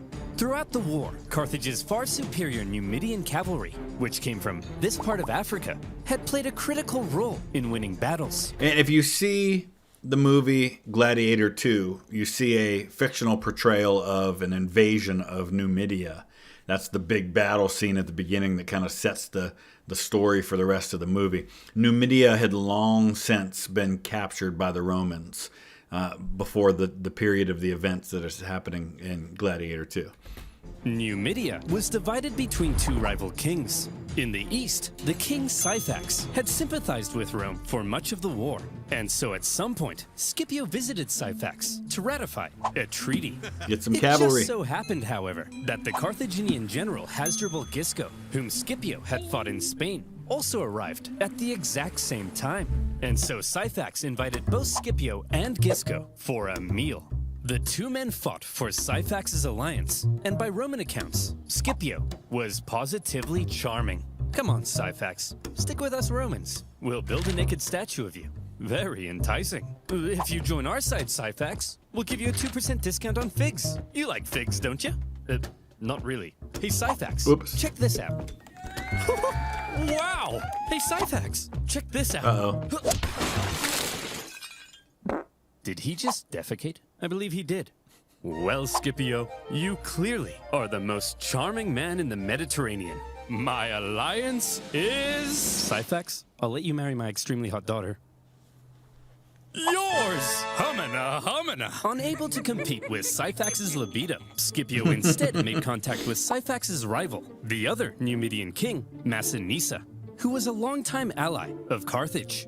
Scipio told Massinissa, if you join the Romans, I'll help you defeat There you go. Syphax and become the ultimate Numidian king. And so Massinissa was now on Team Rome. Good job, Skippy. With a Numidian These are the alliance- little moments that change history. You know, what happens if he doesn't turn that? Or what happens if he gets the first rivalry? I mean, everything could have been different. alliance solidified, Scipio prepared for his invasion of Africa. He raised a volunteer force that included many of the disgraced survivors from Cannae. and Revenge. he They want set revenge. sail. Well, Terry, any news from Italy? Terry! Has Hannibal won the war yet? Who on earth? Here's Skippy! The Roman landing sent a clear message to the Carthaginians. You don't invade us. No. We invade you. For the first time in the war, the Carthaginian homeland was under threat, and the Carthaginians needed to defeat Scipio at all costs. They gathered a huge army led by Hasdrubal Gisco, with allied Numidians led by Syphax, and they ordered them to get Scipio the hell off their continent. Sources say at this point, Scipio was severely outnumbered. Scipio? That army's huge. But again, remember who the sources are. These are Roman sources that, just like Julius Caesar will do, a couple centuries later, are going to downplay the Roman numbers. They're going to play up the Carthaginian numbers. So is it possible these are the numbers? Yeah, but it's also possible that maybe they're fudged a little bit. Huge! There's no way we can beat off all these men. How are we gonna beat off all these men? Vigorously! And while maintaining eye contact. As always, Scipio had a plan to deal with the larger enemy force. It just so happened that Syphax was offering to try and broker peace between the Romans and the Carthaginians. And Scipio smelled an opportunity. He sent a Roman envoy to Syphax's camp. And when they got there, Syphax was like, "Hey guys, welcome to the enemy camp. Just before we begin negotiations, a small safety demonstration.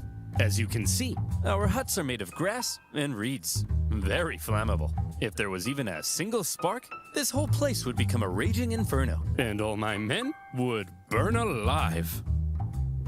Very interesting. The Roman troops then reported back to Scipio about the Numidian camp, its construction, and most importantly, its flammability. Then, the following night, as the sun was setting over the beautiful African plains, and the Carthaginians got all comfy in their beds, they began to gently dream of Carthaginian figs and child sacrifice. Good night, Carthaginians.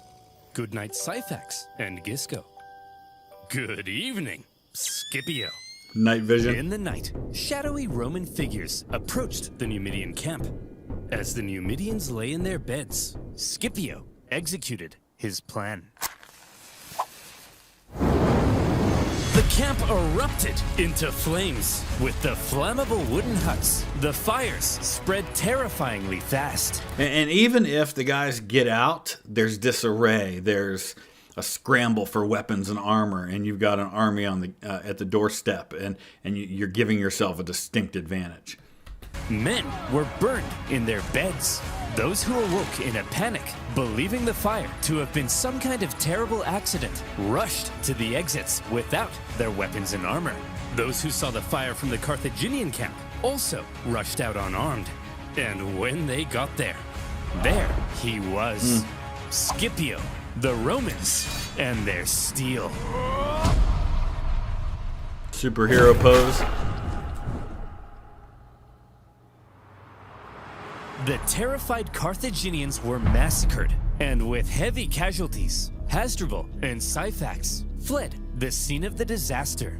Roads open to Scipio Carthage. followed this incredible success with another victory against the pair at the Battle of the Great Plains. Now notice he didn't turn and go for Carthage. He recognizes that the first priority is destroy the enemy army, because if you turn and go to Carthage, they can always come back. After that, Massinissa chased his rival Syphax into his kingdom, where Syphax was captured. Massinissa was now the ultimate Numidian king. He entered Syphax's capital city. He seized Syphax's palace. He even married Syphax's wife. And when Scipio got mad at him for marrying a Carthaginian girl, he then poisoned his wife. Boys will be boys. Having defeated the Carthaginian armies in Africa, almost nothing now stood between Scipio and Carthage. And the Carthaginians were freaking out. What do we do? What do we do? There's only one thing left to do. Recall him. Well, Hannibal, you've been here in Italy for 16 years. This is practically your home. You're basically Italian. Yes, Gerald, and I've had such a lovely time. I ate spaghetti, did this with my hands. I've committed my whole life to this campaign. So I actually had a really interesting explanation given to me by an Italian historian about why Italians, I know this is like a stereotype, is that Italians use their hands when they talk, but even Italians have told me, yes, we do that. And it was explained to me why. You see, understand that Italy as a united nation of Italy is only about, 150 or so, 160 years old now. Before that, it was a bunch of various, like Tuscany was its own kingdom, and you had the Papal States, and you had the two Sicilies, and you had all these various regions that all had their own dialect that was sometimes unintelligible to others. There was no like just Italian language that everybody spoke and they could understand each other. And so a lot of times when trade is happening and when there's interaction between, say, people in Florence and people in somewhere like Naples, they're using their hands a lot because they're having to use hand gestures to try and explain where language isn't enough. And that was what was explained to me as the reason why they use their hands as much as they do. Once Rome has fallen, it'll all have been worth it. Hannibal, you have to return to Carthage. Your Italian campaign has been for nothing. Your whole life has been a waste. No! Imagine being Hannibal in this moment. You left Carthage when you were 9. You probably barely even recognize your own homeland. The kingdom he had built in Spain with his father? Gone. And now his Italian campaign, his vengeance. Was it really all for nothing? This guy won these amazing victories at places like Cannae and over and over and over again defeated the Romans and should have been hailed as a hero and should have been the conqueror of Italy. And yeah, it all fell apart. Sometimes that's not enough. But that was that. Carthage was under threat, and Hannibal had to protect his home city. As he left Italy, in Rome, there was celebration, but also some trepidation. Now, Scipio would have to face Hannibal in Africa, where Hannibal would have home advantage. While Hannibal was on his way, the Carthaginians stalled for time and approached Scipio for peace talks. Hey, look, we never meant to start an all-out 2-decade-long war, but you did. No, that was Hannibal. He's to blame for all of this. Well, all right then. Sign this peace treaty. Okay, Let me just get my signature right on there. He's here. Yes! Oh, look who's here, you bald prick! You're so dead now, Skippy. Don't call me that! After Carthage proposed peace, only to then go back on it, the normally merciful Scipio was enraged. He began refusing to accept town's surrender, and instead began burning everything to the ground, selling everyone into slavery. Hannibal, he's burning our towns. Go stop him. Guys, he's obviously trying to lure me out there to fight on those flat plains, where his Numidian cavalry will give him the advantage. It's a trick. Well, it's working. Go and fight him. It's obviously a trap, and we're falling for it. Go and fight. It's always better to create the ideal conditions and force your enemy to fight on your terms. How many times in history have battles been won by the side that shouldn't have otherwise won, except that they got to create the terms for their own victory? That's why I referred earlier to San Jacinto, where Sam Houston had no business winning against Santa Anna's army. But he used that Fabian strategy, fell back until he could create the perfect scenario for victory. The Americans at Yorktown, same thing. They created the opportunity for victory over a force they should never have been able to defeat. Fight him! Hannibal set out to meet Scipio in the Western Plains. And here came Scipio's final test. Finally, the teacher would face the student, the two greatest generals of all time, in one last, decisive battle. Would Hannibal's genius still shine through? Or would Scipio prove that he had surpassed the master? Before battle, the two great generals rode out from their camps and met in person. That's amazing. For the first time. Hannibal. And my understanding is they meet again late in their lives after they've both retired from the military. But this is just this is one of those moments I wish we had a great movie portrayal of, because it's one of those things right out of a Hollywood script. Hannibal and Scipio Africanus meeting each other on the battlefield before the great showdown between these armies. I'm a huge fan. I thought you'd have more hair, and I thought you'd have more eyes. No. They then had a conversation, which I'll paraphrase. Hannibal said, "At the start of this war, I had great fortune in Italy. But look at me now, a sad old man who, like other sad old men, failed to conquer Rome." This sounds like a man who recognizes that his best chance for victory in the war is long since past, and is kind of resigned to the fact that now he's in a situation that is unwinnable. Your fortune can change rapidly, Scipio. You should consider negotiating a peace rather than risking it all in one last fight against me. He's desperate. Very eloquently put. Scipio then replied, Q! Negotiate? Negotiate what? I took Spain. I'm about to burn your pathetic city to the ground. What could you offer me in negotiations? I already have it all! Ah! Seriously though, Hannibal, I am such a big fan. And so, it was settled.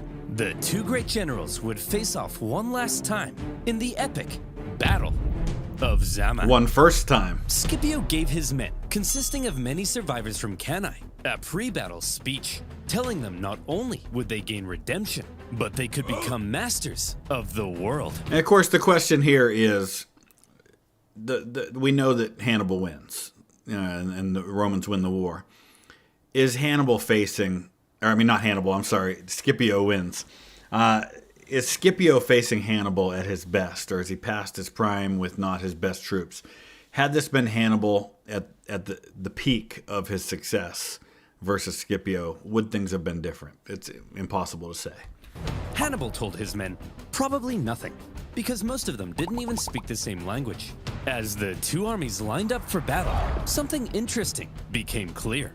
Hannibal had more infantry and hoped to use them to brute strength the Romans. But Scipio had the nimble Numidian cavalry Here you go. and hoped to pull off an envelopment. It was a complete role reversal of Cannae. As the battle began, Hannibal made his first move. He sent his 80 war elephants to smash through and weaken the Roman infantry. Scipio had the perfect response.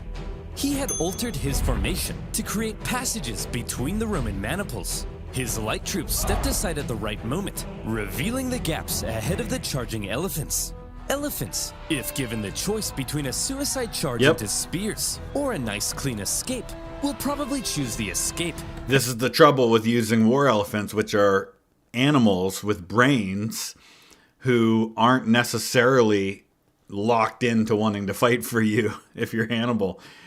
So it's a little psychological warfare that's going on here. And that's what happened. Some elephants were so frightened from the noise that they even turned and smashed back into the Carthaginian cavalry, which the Roman cavalry then engaged. Your move, Hannibal. And at this point, honestly, the battle's already over because the tide has turned. This cavalry is going to defeat the Carthaginian cavalry. They're going to end up turning the tide in this battle. Hannibal wasn't an idiot. He knew that he was fighting superior Numidian cavalry on open plains. So when his weaker cavalry ended up being routed from the battlefield, he probably wasn't surprised and hoped the Roman cavalry would be lured as far from the battlefield as possible because his infantry needed time to do a clever little job. Hannibal had the numerical advantage, and he had positioned his army in 3 lines. The weaker troops were at the front, while his best men, the army that had been with him in Italy, were in the rear. Yeah, so your hope here, this is all about timing, though. You have to wear down the Roman army enough to where by the time your fresh, best troops are fighting, the Roman army's weakened, you've got far superior numbers, but this takes time. Time you don't have because there's Roman cavalry roaming out there, and they're gonna come back. As the Romans smashed into the weaker front lines, they managed to cut through them, but suffered losses and exhaustion in doing so. The same with Hannibal's second line, so that by the time the Romans reached Hannibal's superior third line, the two sides may have now been about equal in number. But the exhausted Romans had just fought an entire battle to get there, while the remaining Carthaginians were fresh and ready to go. Brilliant strategy if you're Hannibal. It works. I mean, you're playing to your advantages the best you can, but it's not enough. Hannibal was still a genius. And this is where the final race began. Could Hannibal's stronger infantry finish off the Romans before the Roman cavalry returned from their pursuit? Who would be quicker, the Carthaginian infantry or the Roman cavalry? The answer: the cavalry. The cavalry. They had called off their pursuit just in time to turn around and hit Hannibal from the rear. And here again, this is discipline. The cavalry could have gone after glory for themselves, and how many times in history have we seen battles that were decided by undisciplined troops pursuing victory and glory instead of sticking to the plan and sticking to the rest of the army? And that was the deciding move. As the sandwiched Carthaginians were hacked to pieces, Hannibal knew he had lost, and he escaped the battlefield. It was a battle that some historians say was well fought on both sides. Both showed their genius. Yeah. But fortune fell in the favor of Scipio. With just a few thousand Roman casualties compared to 40,000 Carthaginians, Scipio had won. Again, was it that bad? Maybe. Definitely a great victory for the Hannibal Romans. advised the Carthaginian Senate that it was time to surrender. 17 years of war, finally over. The terms Rome placed on Carthage were harsh. They lost territory and were prohibited from starting any more wars with anyone without Rome's explicit permission. Think about where, if you go back and watch from the beginning of the First Punic War and look at where these two nations were and look at where they're at now, think about how much the world has changed because of these two Punic Wars. And then the Third Punic War is basically just going to be a mop-up operation where the Romans are going to wipe Carthage out completely. Carthage basically became a weak Roman client state. And what of these two military geniuses? Well, I'll tell you what's going to happen. What's the line from the Batman movie? You either die a hero or you live long enough to see yourself become the villain. That's what happens with both of these guys. Well, Scipio returned to Rome triumphant. For his victory in Africa, he was given the title Scipio Africanus. He had And it basically means Scipio the African, but it doesn't mean he is African. It means that like they're giving him that title because he won the great victory in Africa. delivered Rome from an existential threat. And so, from here on out, he was primed to dominate Roman politics. He was even offered to become consul for life, but he humbly refused. Politics being what it is, however, jealousy eventually grew. Yep. Scipio and his family ended up battling accusations of corruption. And Scipio, possibly becoming tired of Roman politics, retired to a nice country house by the coast. Same thing Hannibal does. Hannibal also took a leading role in Carthaginian politics after the war. But again, due to jealousy, factionalism, and a possibility of arrest by the Romans, he eventually entered exile. He spent the remainder of his years out east, even advising enemies of Rome. Rome's hatred of Hannibal endured, and they never stopped hoping to someday capture the monster. One story is told of how when a much older Hannibal was chilling in the city of Ephesus, a Roman delegation was sent to the city, and in that delegation was Scipio Africanus. The two men met for the second time, and they seem to have gotten along quite well. Scipio Two asked old men talking about the good old days when they fought their great war. Hannibal, who he thought the three greatest generals of all time. Alexander. Hannibal placed Alexander the Great in number 1, Pyrrhus of Epirus in number 2, and in third place, himself. Scipio then asked, "And what if you had defeated me at Zama?" "Well, Scipio, then I would have been the greatest general of all time." And this is one of those interactions or one of those conversations that may or may not have even happened. It just could be one of those things that was written about because it kind of tied a nice bow on the end of the story. Who knows? Please, call me Skippy. Now he's owning it. Eventually, around 183 BC, Hannibal, now in his 60s, came under threat of Roman capture. After a long life, he chose to take some poison. According to Livy, his last words, "Let us now relieve the Romans of the anxiety they have so long experienced, since they think it tries their patience too much to wait for an old man's death." And how would Livy have known this? Who knows? And these two main historians that we have that record the events of these Punic Wars, Livy being one of them. We don't necessarily have all of their original writing. We have other people kind of referring to Livy later on. And so how much of this stuff was written by Livy and how much did he know firsthand, or did he get from somebody else, or he make up, or somebody else add later? It's all so hard to say. Wow, Hannibal. What a dignified end. Gross. And there you Gross. have it. The Second Punic War. Yep. Finally done.